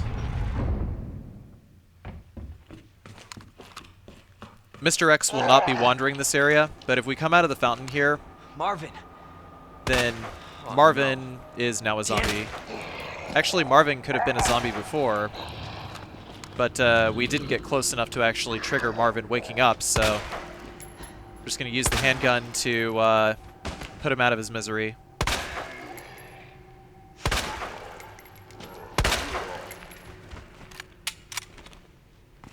I'll stop this, Lieutenant. I promise. If you feel like doing so, you could actually go back through the police station and try to get the other key parts for the weapons locker, but I don't cover that in this video because it takes way too much time to get, and it's really just not worth doing. For the liquor over here, of course, we're just gonna walk, you know, don't run. Because if we run, then we're going to trigger him. The reason why I go back through this way is because if we try to go any other way, there will be too many liquors, and said liquors will actually aggro quite fast. Liquors do not aggro unless you are kind of close to them, at which point they can smell you, but they won't actually attack until they can hear you. We're going to go into the west save room here to the to develop the film. And now we have access to 2 hiding spots. One over here in the STARS office in Wesker's desk, where we get a Magnum upgrade, and another on the east side of the RPD in the press room, where we can get some flamethrower fuel. You can do this as part of one of the achievements. Also, if you examine this drawer twice, there's no prompt for you to do so, but you can examine it twice and get another hidden roll of film. Just for inventory management purposes, I'm just opening that there, and if you flick the back of the badge, you get the USB in order to access this computer and be able to get the Magnum.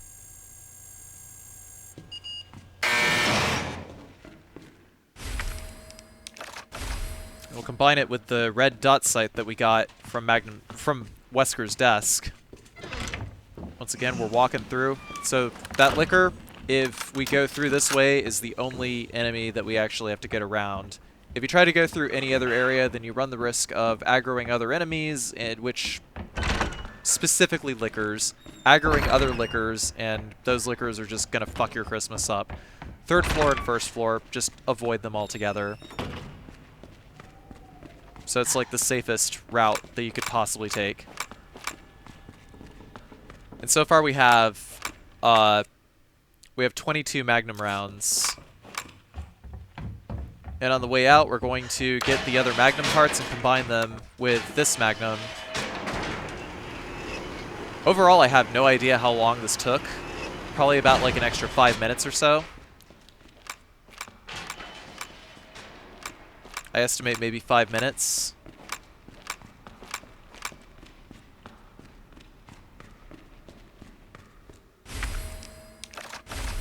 Once we combine the longer barrel onto the Magnum, it will now take 2 slots.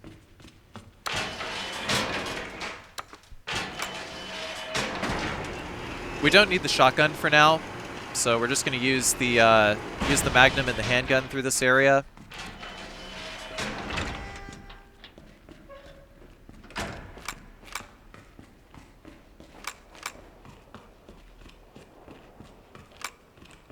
Gonna drop down here.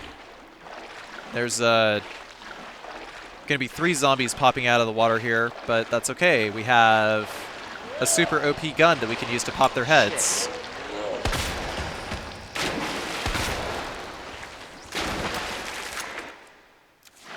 With the Magnum, you can miss some shots, but you know, just be careful. Obviously, it's a lot easier for me to hit things because I'm playing on keyboard and mouse, but you know, just slow it down and focus on headshotting the zombies.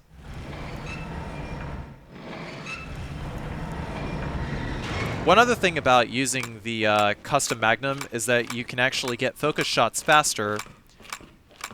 So the focus shots, they increase your firepower by maybe about an extra 20% or so. I actually don't know the exact numbers. But it's very helpful. This is getting worse. I think it also increases your critical chance as well. But anyway, over here, we're going to use the handgun to pop this guy out of the water. Then we're going to focus shot in the general vicinity of this guy's eye. But even if you don't focus shot, it's still useful to have the red dot sight, because the red dot sight is basically going to mean that wherever you aim has a 100% chance of hitting.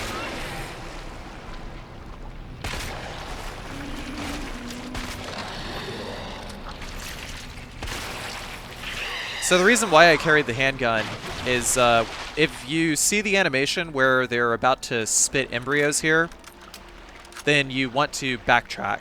You want to backtrack into the pool and try to shoot the G embryos as they swim up to you. For this third slidey boy over here, we're gonna just go over this way, and we're just gonna avoid them altogether. Dodging 1 G adult is easier than dodging 2, which is why I shot those G adults at all. If you were watching previous attempts at no damage, whether I was playing as Claire or whether I was doing the segmented run-throughs as Leon, it was a lot easier to just like sacrifice a grenade to get around them. But Truthfully, wow, I actually got a lucky decap on that one.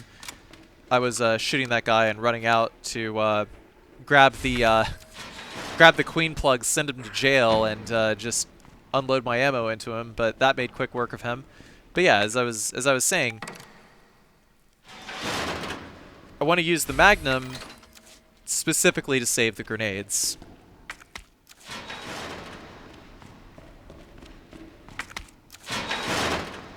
Greetings from Germany.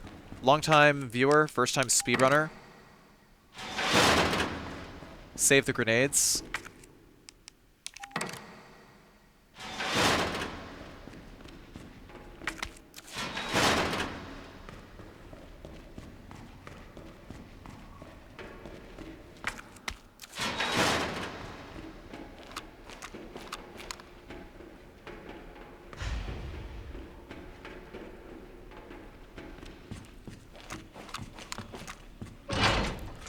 Now that we have the flamethrower,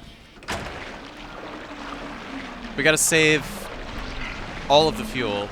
We're not gonna waste it on G embryos. We're not gonna waste it on IV monsters in the lab. But we're going to save it because the flamethrower is super OP against G2 and G3.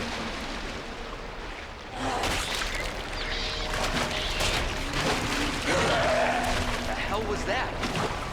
The G embryo over here is just gonna play football with us. If we had the previous G embryo in our way, then we would just like backpedal and try to get him to dive into the water close to the ledge, or we would just kill him with the other Magnum bullets that we had. But the second guy that I just dodged, he's always going to open with that attack. Like, without fail, 100% of the time, he pops out to play football and try to hit us. So we're gonna just back off, let him play football, let him swing, and let him dive back into the water. Because when he dives back out, he will actually not stun us. That's like one of the only situations in which him popping out of the water will not stun. So it's very, very easy to dodge that guy. So now we're going to dump everything except the flamethrower, take the plugs, and take one flash grenade out of the box. We only want 2 flash grenades in the flamethrower. I don't really have a backup strat for the fight that's coming up because all of the swing arcs on the boss are very wide and the platform is too narrow to really engage in any serious dodging. So the easiest thing to do is to stagger the boss, just manage the boss's stagger, and just DPS the fuck out of him. The G2 fight is very, very heavily scripted as such.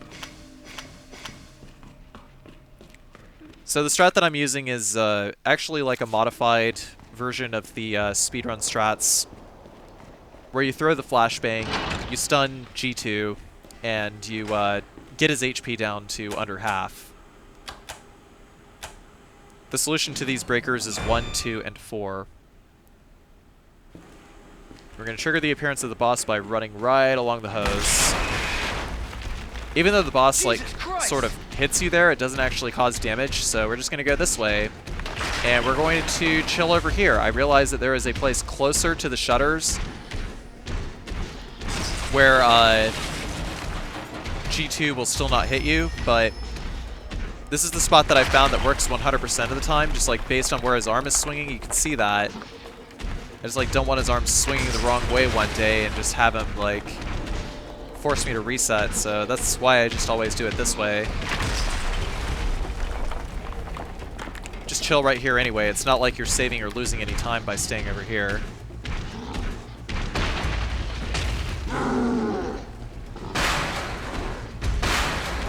And then when he pops open over here, we're going to head to the end over here, and whenever he starts running towards us, you can see how he roared and raised his claw, right? That's him winding up for an attack. We wanted to bait out that specific attack so that he would swing and hit the wall. And when he does, that buys us enough time to be able to jump off the ledge without him catching up to us and slashing us. Now that that's done, we could hear him jumping off behind us. So here's what I'm going to do. Throw a flashbang. Bump. And then we're going to melt his ass.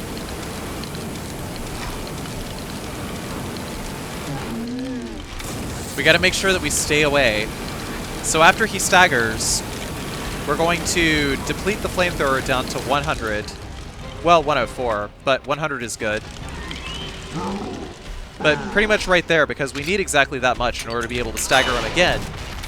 So we throw the flashbang whenever he gets up, and then we're going to use it. We gotta make sure to stay towards his left side. Do not go behind him. If you go behind him, then he's going to hit you with a 180 slash. Now I got you. So just stay to the left side if you're going to flame him. And now that that's done, now that he's staggered again, we're just going to hit the switch and grab the knife and, I don't know, eat some popcorn or some shit, because he's dead.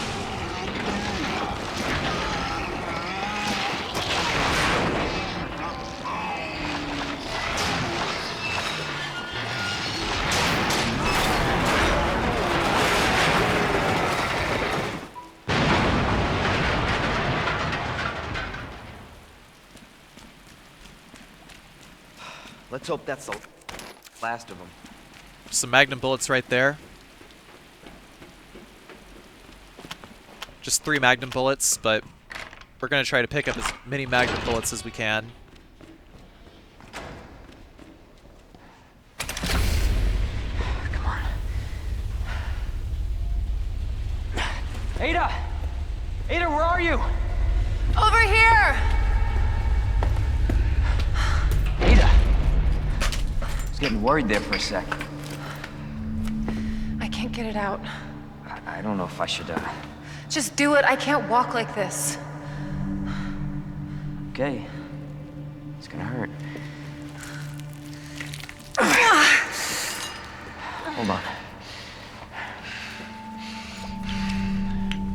I can do it myself. Just relax, okay?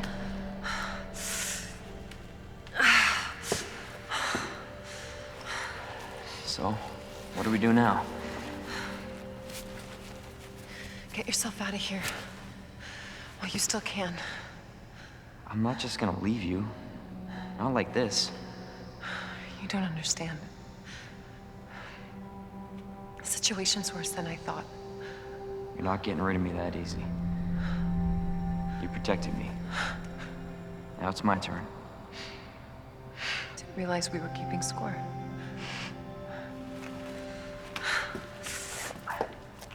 Grab my shoulder. Don't push it, rookie. Okay, just trying to help. Watch your step. You want to help? We have to get to the nest. Nest? Umbrella's lab, right beneath us. Net let it slip. That's where the virus samples are. You up for this? Think I could fit it in my schedule. Come on. We got work to do. Yes, ma'am. So one more thing about G2 before moving on that I neglected to mention, something very important. Take us down to Nest. G2's HP My wristband's our ticket to ride. begins at Nice. 24,000. Where'd you get that? Borrowed it. And Don't worry, we're almost. you have to deplete G2's HP to under 50% in order for the crane to kill him in one shot. So that's basically what that strat was all about. It's a whole lot easier to actually kill him with one crane than it is to kill him in 2 cranes. Because There. obviously if you have the crane come back around, then it's going to constrain the amount of space that you actually have to work with. Also making a quick pit stop at the item box, we're going to grab the flamethrower. Well, the flamethrower is going to be at 0. We're going to put away the magnum, and we're going to take the shotgun and the shotgun shells.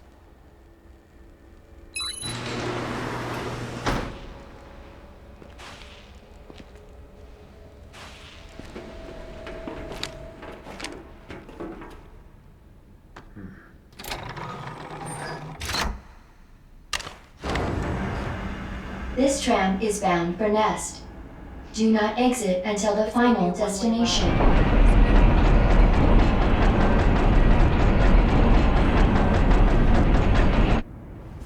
You know what I was thinking? I can't wait for the FBI to raid Umbrella headquarters and take those bastards to justice. I agree, but to be clear, you're not working in official capacity. This is a federal case. Once we get the G-Virus, I'm back on my own. Hey, Leon. Trust me? You trust me? Honestly, if I didn't, you'd probably be dead. Right. I thought I might need your help, and I was right. If you can secure the G-Virus, I can make sure what happened in Raccoon City never happens again. Ada, you said it yourself. It's a federal case. I don't Leon, have the authority. Look at me. I'm a liability now. If I'm gonna finish this case, you're the last hope I've got. I'm not just gonna leave you here. What if you're attacked? What if you need help?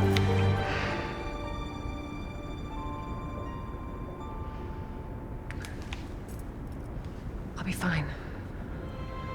Don't worry about me. I gotta see this through. And I want to see you again. I got plenty to live for, trust me. Now, arriving at Nest.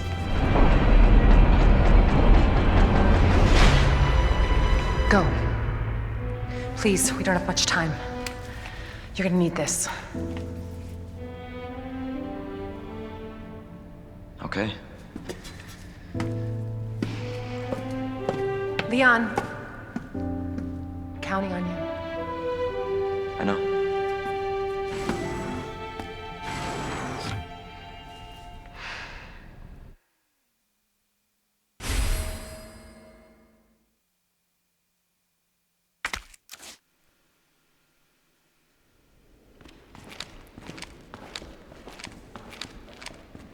So now we're in the final area of the game. I went ahead and went to the item box just so I wouldn't have to For your safety, do it again once I hit the lab. Are fully open. For your safety, stand clear until the doors are fully open. For your safety, stand clear until the doors. Welcome to Nest. Enjoy your visit.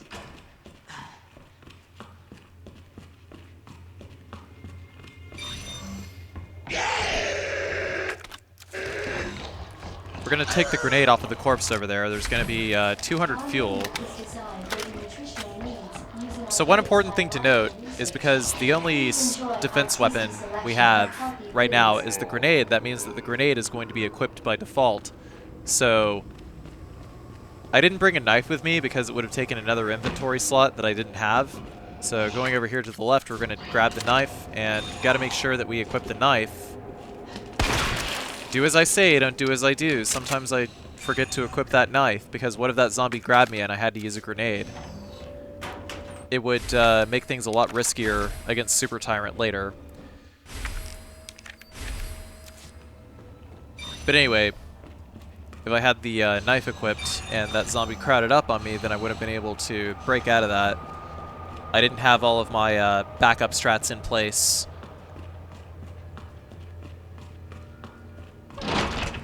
So next up, Dr. Lee, your presence is urgently requested. We're going to put away the grenade, we're going to put away the flamethrower. Chief Cartwright in the east area. We don't need the flamethrower because we can actually use the shotgun to stun and run around the Ivy zombies. AKA Groot motherfuckers.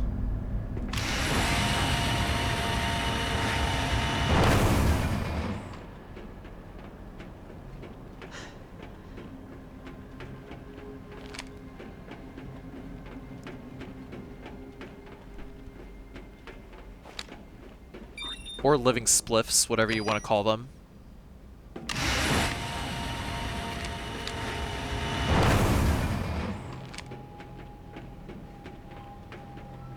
Weed bros.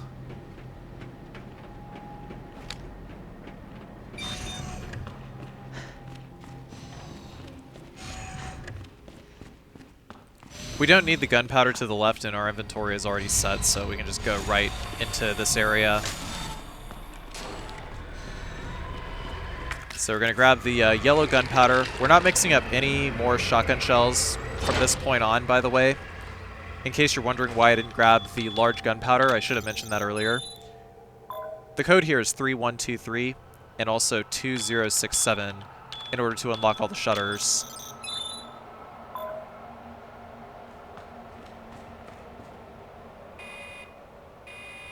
But from here on, we're going to mix up Magnum rounds. Every time there's yellow gunpowder, we're just going to combine that.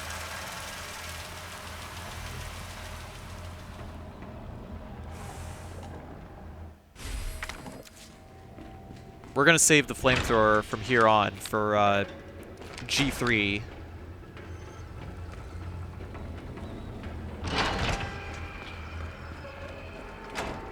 And next up, we're going to use this dispersal cartridge here. Adjust amount of solution to And in the match A cartridge scenario, capacity. the solution is red, green, red, red, green, blue, red, green, blue, red, green. So RG, BRG, BRG.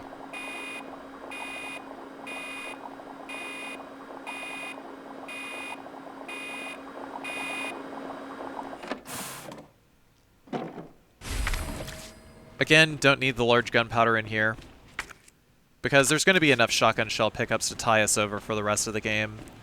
If we know where we're going, we don't, you know, as long as we go in a direct path, but we have to commit to this direct path from this point on, because there's no backtracking from this point on. So, I probably should have mentioned that. There's no backtracking once you enter this area. After that, you have to do everything in a very specific order.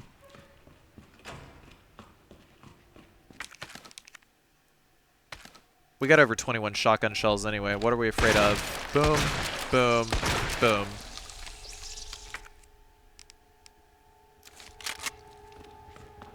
And then once we get over to this column on the right-hand wall over here, we're going to start walking. Just walk.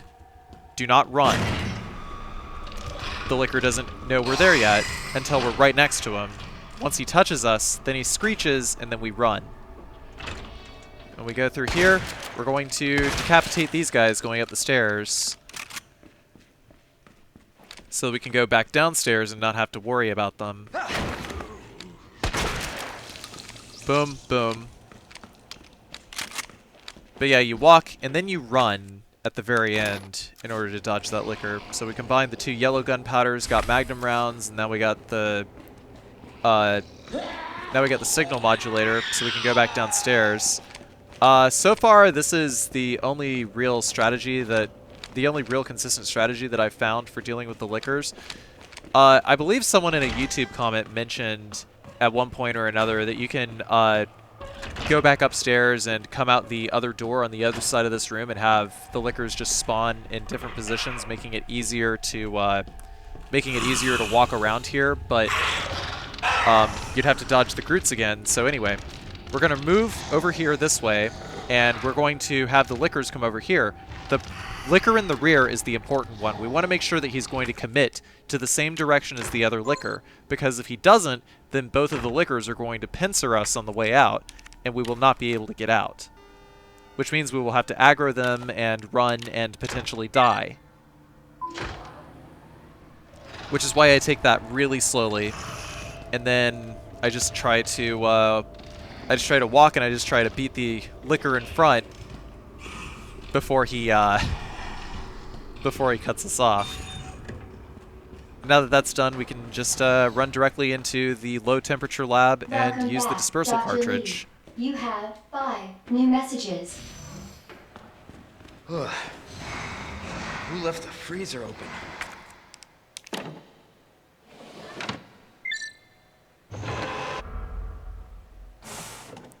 Skip that cutscene. Cooling Really complete. compelling. Watching an arm cool off a thing.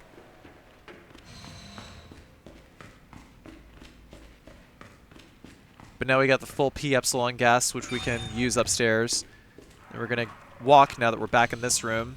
Those lickers are just gonna be right over there. Don't gotta worry about them. Just go right this way over to the server area.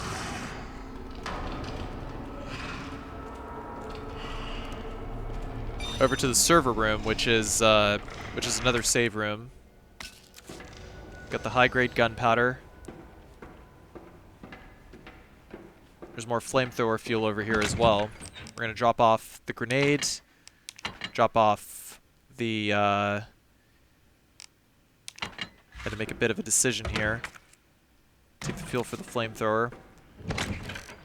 We actually don't need any more than 8 shotgun shells to exit the area upstairs. So what I decided to do was I decided to drop off the shotgun shells and the enhanced gunpowder so that I could have 3 knives. The reason for that is because if you haven't figured it out yet, the hard way, the Ivy zombies can kill you in 1 hit. They grab you, and if you don't have a defense item, then you're dead. So that's what these knives over here are for. We're going to climb, and then we're going to head right, and then I head left, because there's a Groot right in the way. Then we're going to go in here, and then we're going to use the dispersal cartridge. So coming up here is this is going to be... This is probably going to be a little bit difficult. It's a section that will probably require a little bit of practice. That did the trick. But you got to take mental note of where all the Ivy zombies are in general. But you can see they kind of bunched up over here, which is another good reason to have the knives. Because if you use a defense knife, then you actually have 5 seconds of invulnerability to grabs, so you can just like run around the others. But of course, because all these guys are here and there's not a whole lot we can do, I use this knife over here. Mr. X is right over there, so I had to make a split-second decision to backtrack with that 5 seconds of invincibility and bait Mr. X that way. So I knocked that dude back. And that's all the Groots. There's like 5 of them in this room, as you can see. Now grab the flash grenade on the way out, which we're also going to need for the final boss. And we're going to pop this guy in the back. We only need to pop this guy in the back. Don't worry about the guy to the right. And then just head directly for the door. And with all that, very smooth, very clean escape.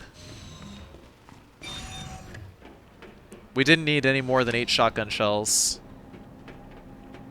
We just needed 4, actually. But basically the goal is to just walk the opposite direction of Mr. X. Maybe gain those, maybe gain that grab invulnerability by using the defense knife, and then just use the shotgun to pop individual Groots afterwards. If you got to deal with multiple Groots, then probably the best thing to do is to just sacrifice a knife. But if you're dealing with one Groot, like just like the lone Groot, then just like shoot them and get out of the way. But if you're dealing with 2 Groots, then try to shoot one and try to dodge the other. If the other one grabs you, it's no big deal, because you can just sacrifice a knife and you'll still have grab invulnerability. The Groots are actually not as scary as they seem. So doing a little bit more inventory adjustment here. I'm taking a flash grenade, just 1 flash grenade, and taking 2 knives. The reason why I take the flash grenade here is to use as a backup strat against G3. We're going to take the flamethrower with us with the 300 fuel, and we're going to take the Magnum and all of the rounds, and we're putting away the shotgun for the rest of the game. Don't need it anymore. We got too much ammo anyway.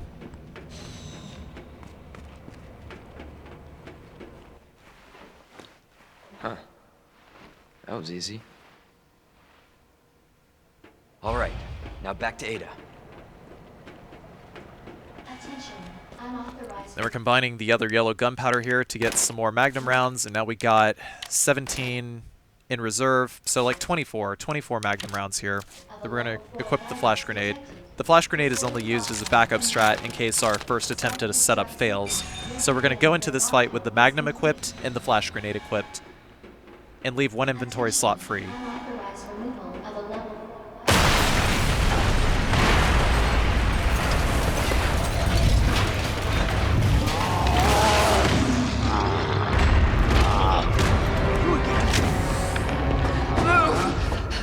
He's mine! This has to end.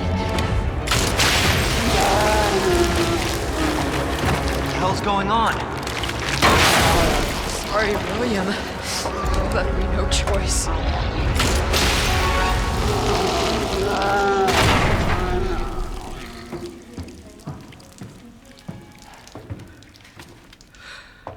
You called this thing William.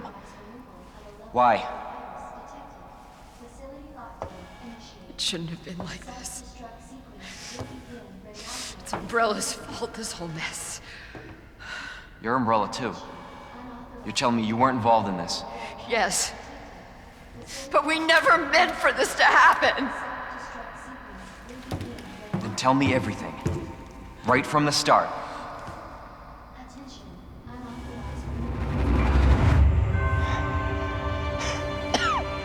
You don't get away that easily.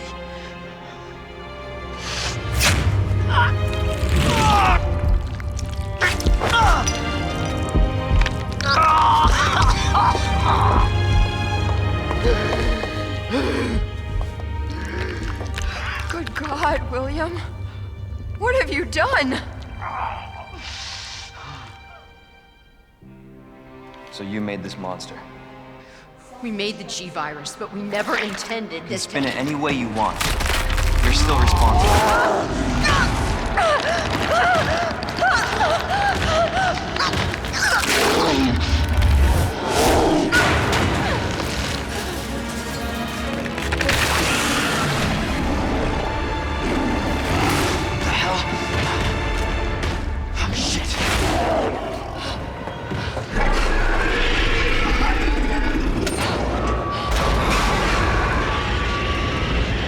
What are you doing?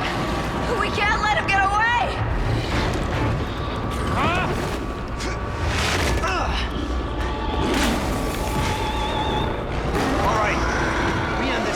Alright, so this fight is going to go pretty quickly. I'll try to explain it as best I can. So we're going to pop the first eye, and he's going to back off. And then while he's stunned, we're going to go for the eye on the back. Then we're going to run across and grab the flamethrower fuel. And then we're going to set up for a focus shot, let the reticule close in, boom, take out the eye with one shot. After that, we're going to deplete our flamethrower down to 300. The reason that we want to do it this way is so that his position is set up so that once we're down to 100 fuel, we can reload, and then we'll backpedal over to the corner of the canisters over here, as you will see shortly.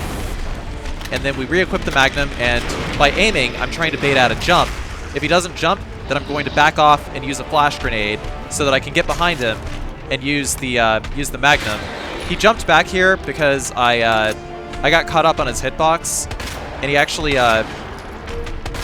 kind of messed up there. But through that positioning, by taking out the eye on the back, we're then able to focus completely on the eyes on the front while also backpedaling.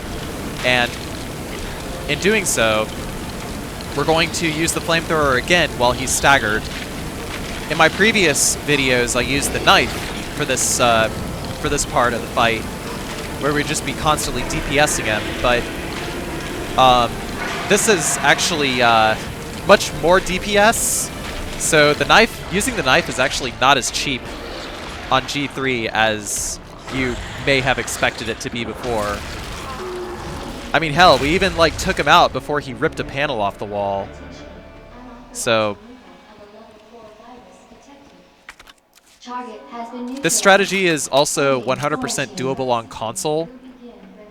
In case you haven't watched my Leon A console strats video, which was segmented. So really all I wound up doing was finding even more broken strats by simply not using the knife. Go figure, huh?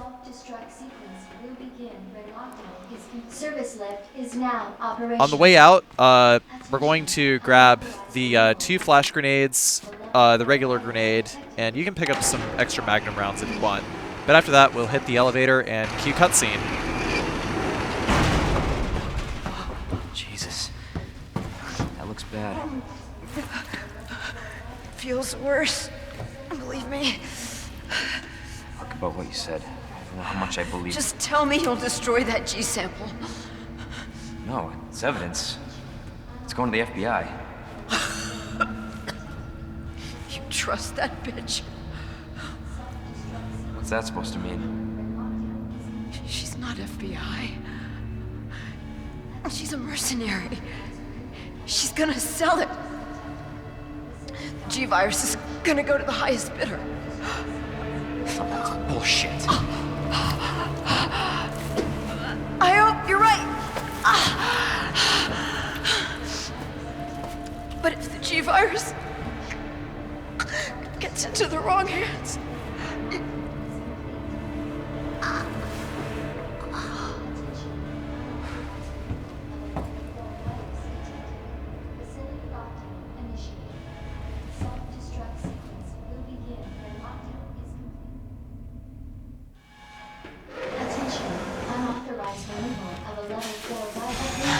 Self-destruct sequence initiated. Use the central elevator to evacuate immediately to the bottom level train platform. Attention. Self-destruct sequence initiated. Use the central elevator to evacuate.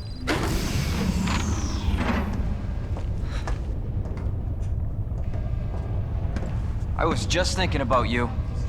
That makes two of us. I was getting worried. No, we make a good team. I gotta ask you something. Way's clear. Please, tell me you got it. Oh, I got it. Let me verify the G sample and we get the hell out of here. Before we do that, I ran into Annette. She claims you're not FBI. Oh, Leon. Why couldn't you just hand over the sample? Because I realized, as much as I wanted to trust you, I didn't. I really hoped it wouldn't end up like this. So that's all this was. I was just some pawn to you? Look, I'm just doing my job. And I'm doing mine, so drop that damn gun! I'm taking you in. Hand over the sample, Leon. I don't want to hurt you.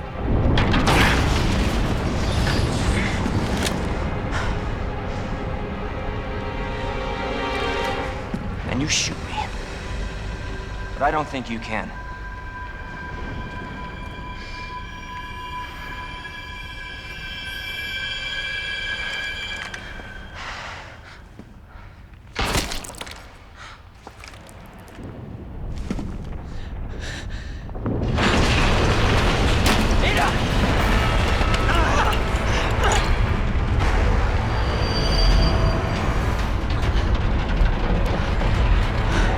No one gets that sample now.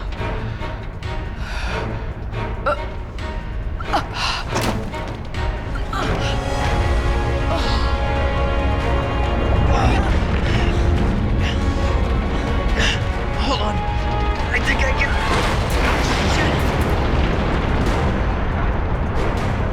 Forget it. Shut up, I've got you. It's not worth it.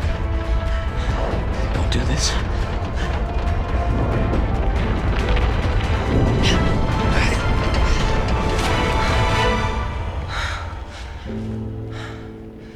Take care of yourself, Leon. No!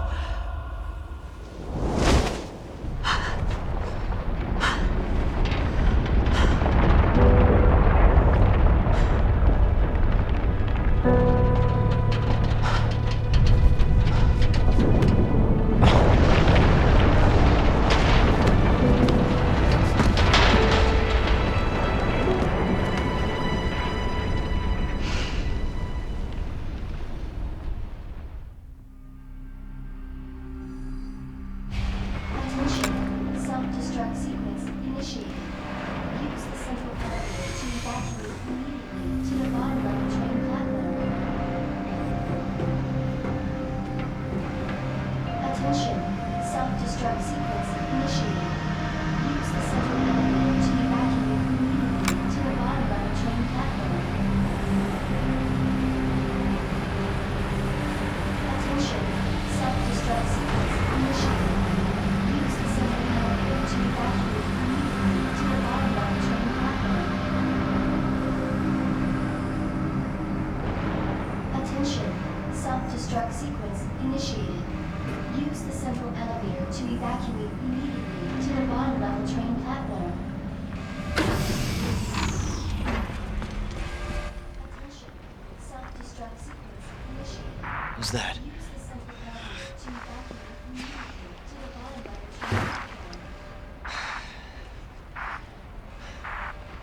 Claire! Leon? You're down here too!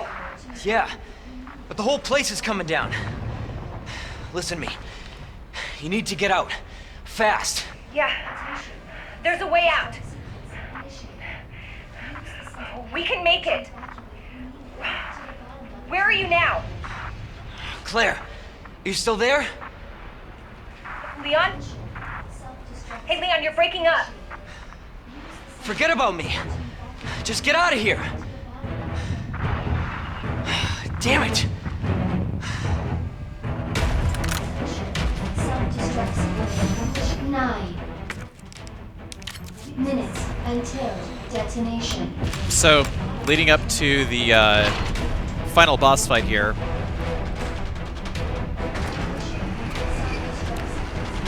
we're gonna have the Magnum equipped. We still got plenty of ammo. We got like another 11 shots left. So we're just gonna use those to get these Groots out of the way.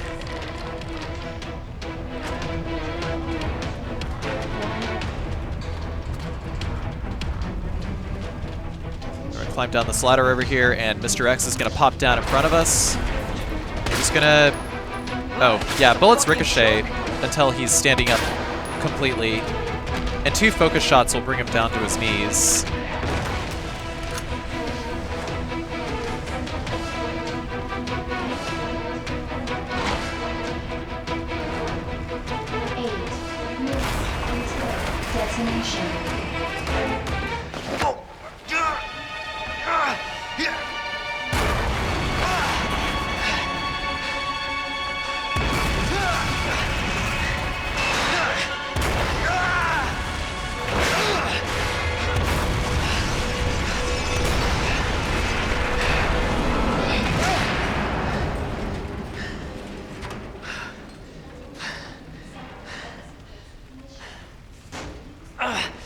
Gotta keep going.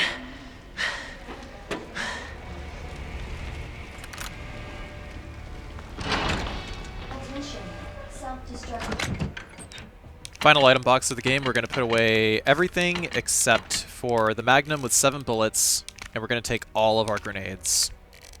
All of our grenades. And we're going to leave 2 item slots free so that we can pick up the joint SN plug. We're going to unequip the Magnum here. The reason for that is because unequipping the Magnum will allow us to draw our grenades faster. Also, we need default hand grenades equipped here. But basically the scripting for this fight is very specific. And I'll try to go over each of the phases in this fight as I can.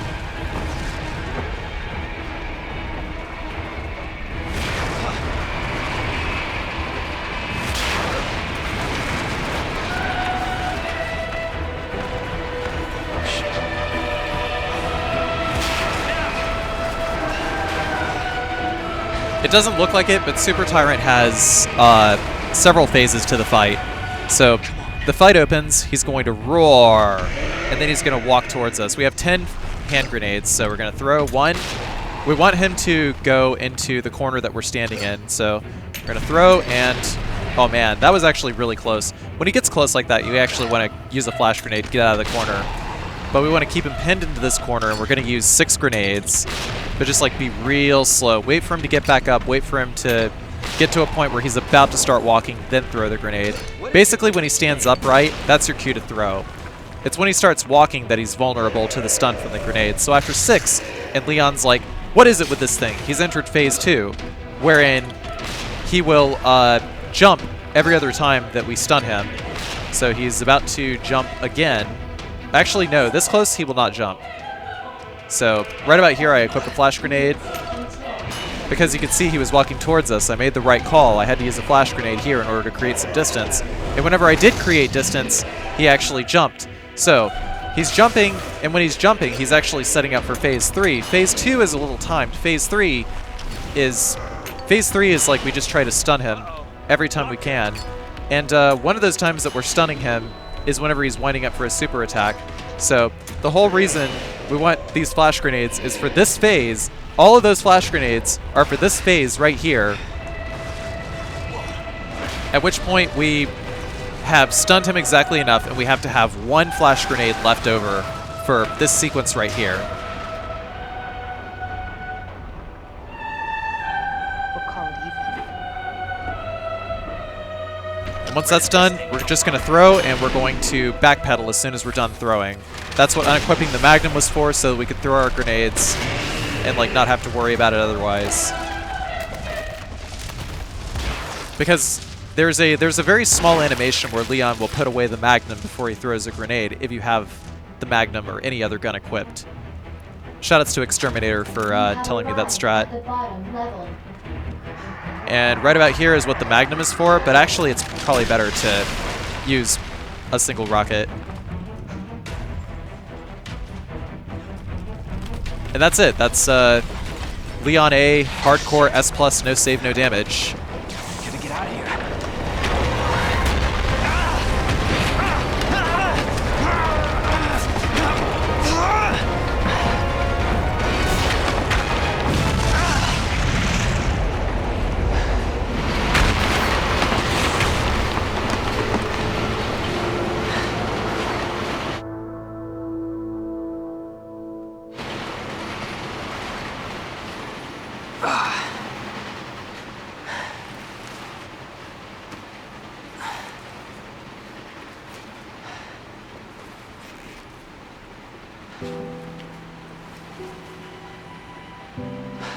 Can't believe I actually miss her.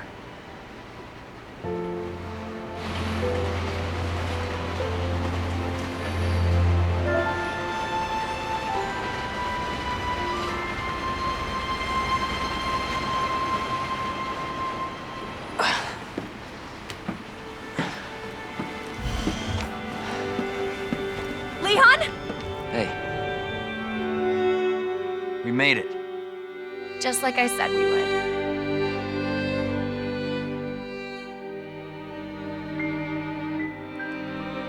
So, shoutouts also to my friend Matt Durock, who I routed this with. Thanks also to Top Tier Waifu for assistance with some G3 strategies.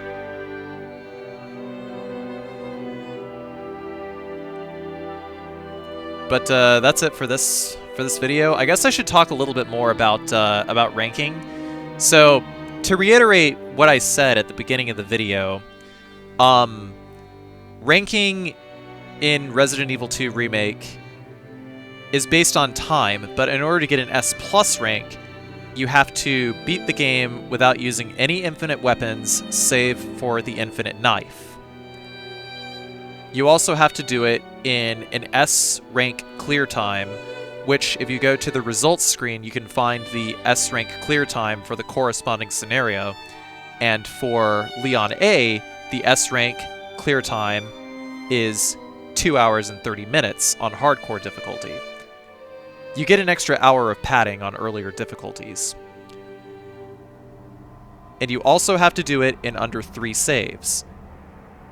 Now you guys are probably wondering, but Carcy, you played all these cutscenes and the video is probably over like 2 hours and 30 minutes. Cutscenes do not count against your game timer. Cutscenes can just, you know, you can just play cutscenes and it's cool. But you can also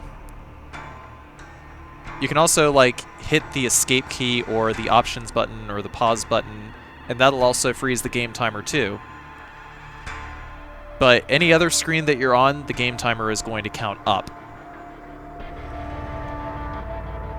I hope that you watched this video all the way through, because watching this video all the way through is kind of necessary if you're going to try my strategies for yourself. Because if you do not, and you're just following tit for tat, then you're probably not going to understand why I picked up something or why I did something in a specific way, and probably use the wrong weapon or ammunition in the wrong place. Consequently, I wish I said that at the beginning of the run, but it's okay. Anyway, here's the end of the video. Thank you so much for watching, everyone. If you liked what you see, please be sure to like, comment, and subscribe. Also check out my other no damage runs of other games, survival horror, action, or otherwise. I've got no damage runs in Silent Hill, Castlevania, Dino Crisis.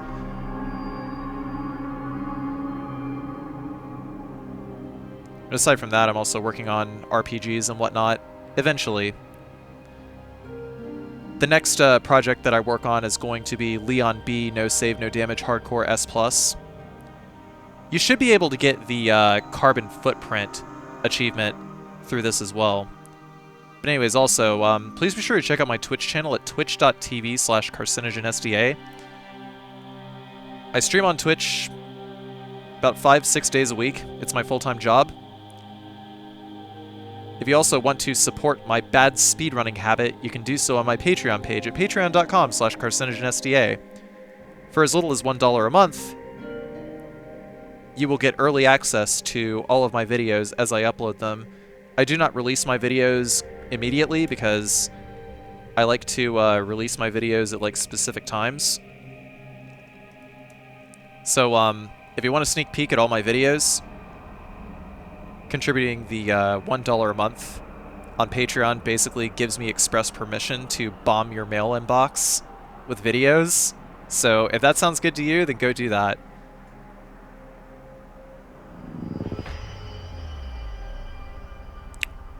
With that being said, thank you so much for watching, and I will see you guys next video.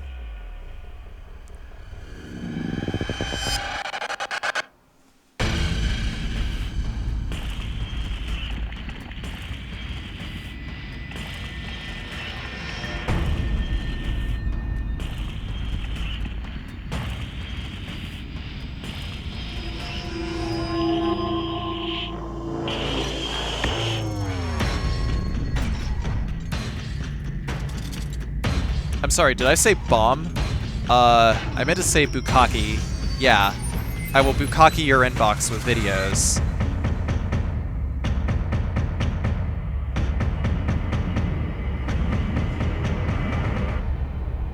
This was recorded in front of a live studio audience. Except it's not really a studio audience, it's just Twitch chat, and it's just in my living room thing. Until next video, thank you for watching.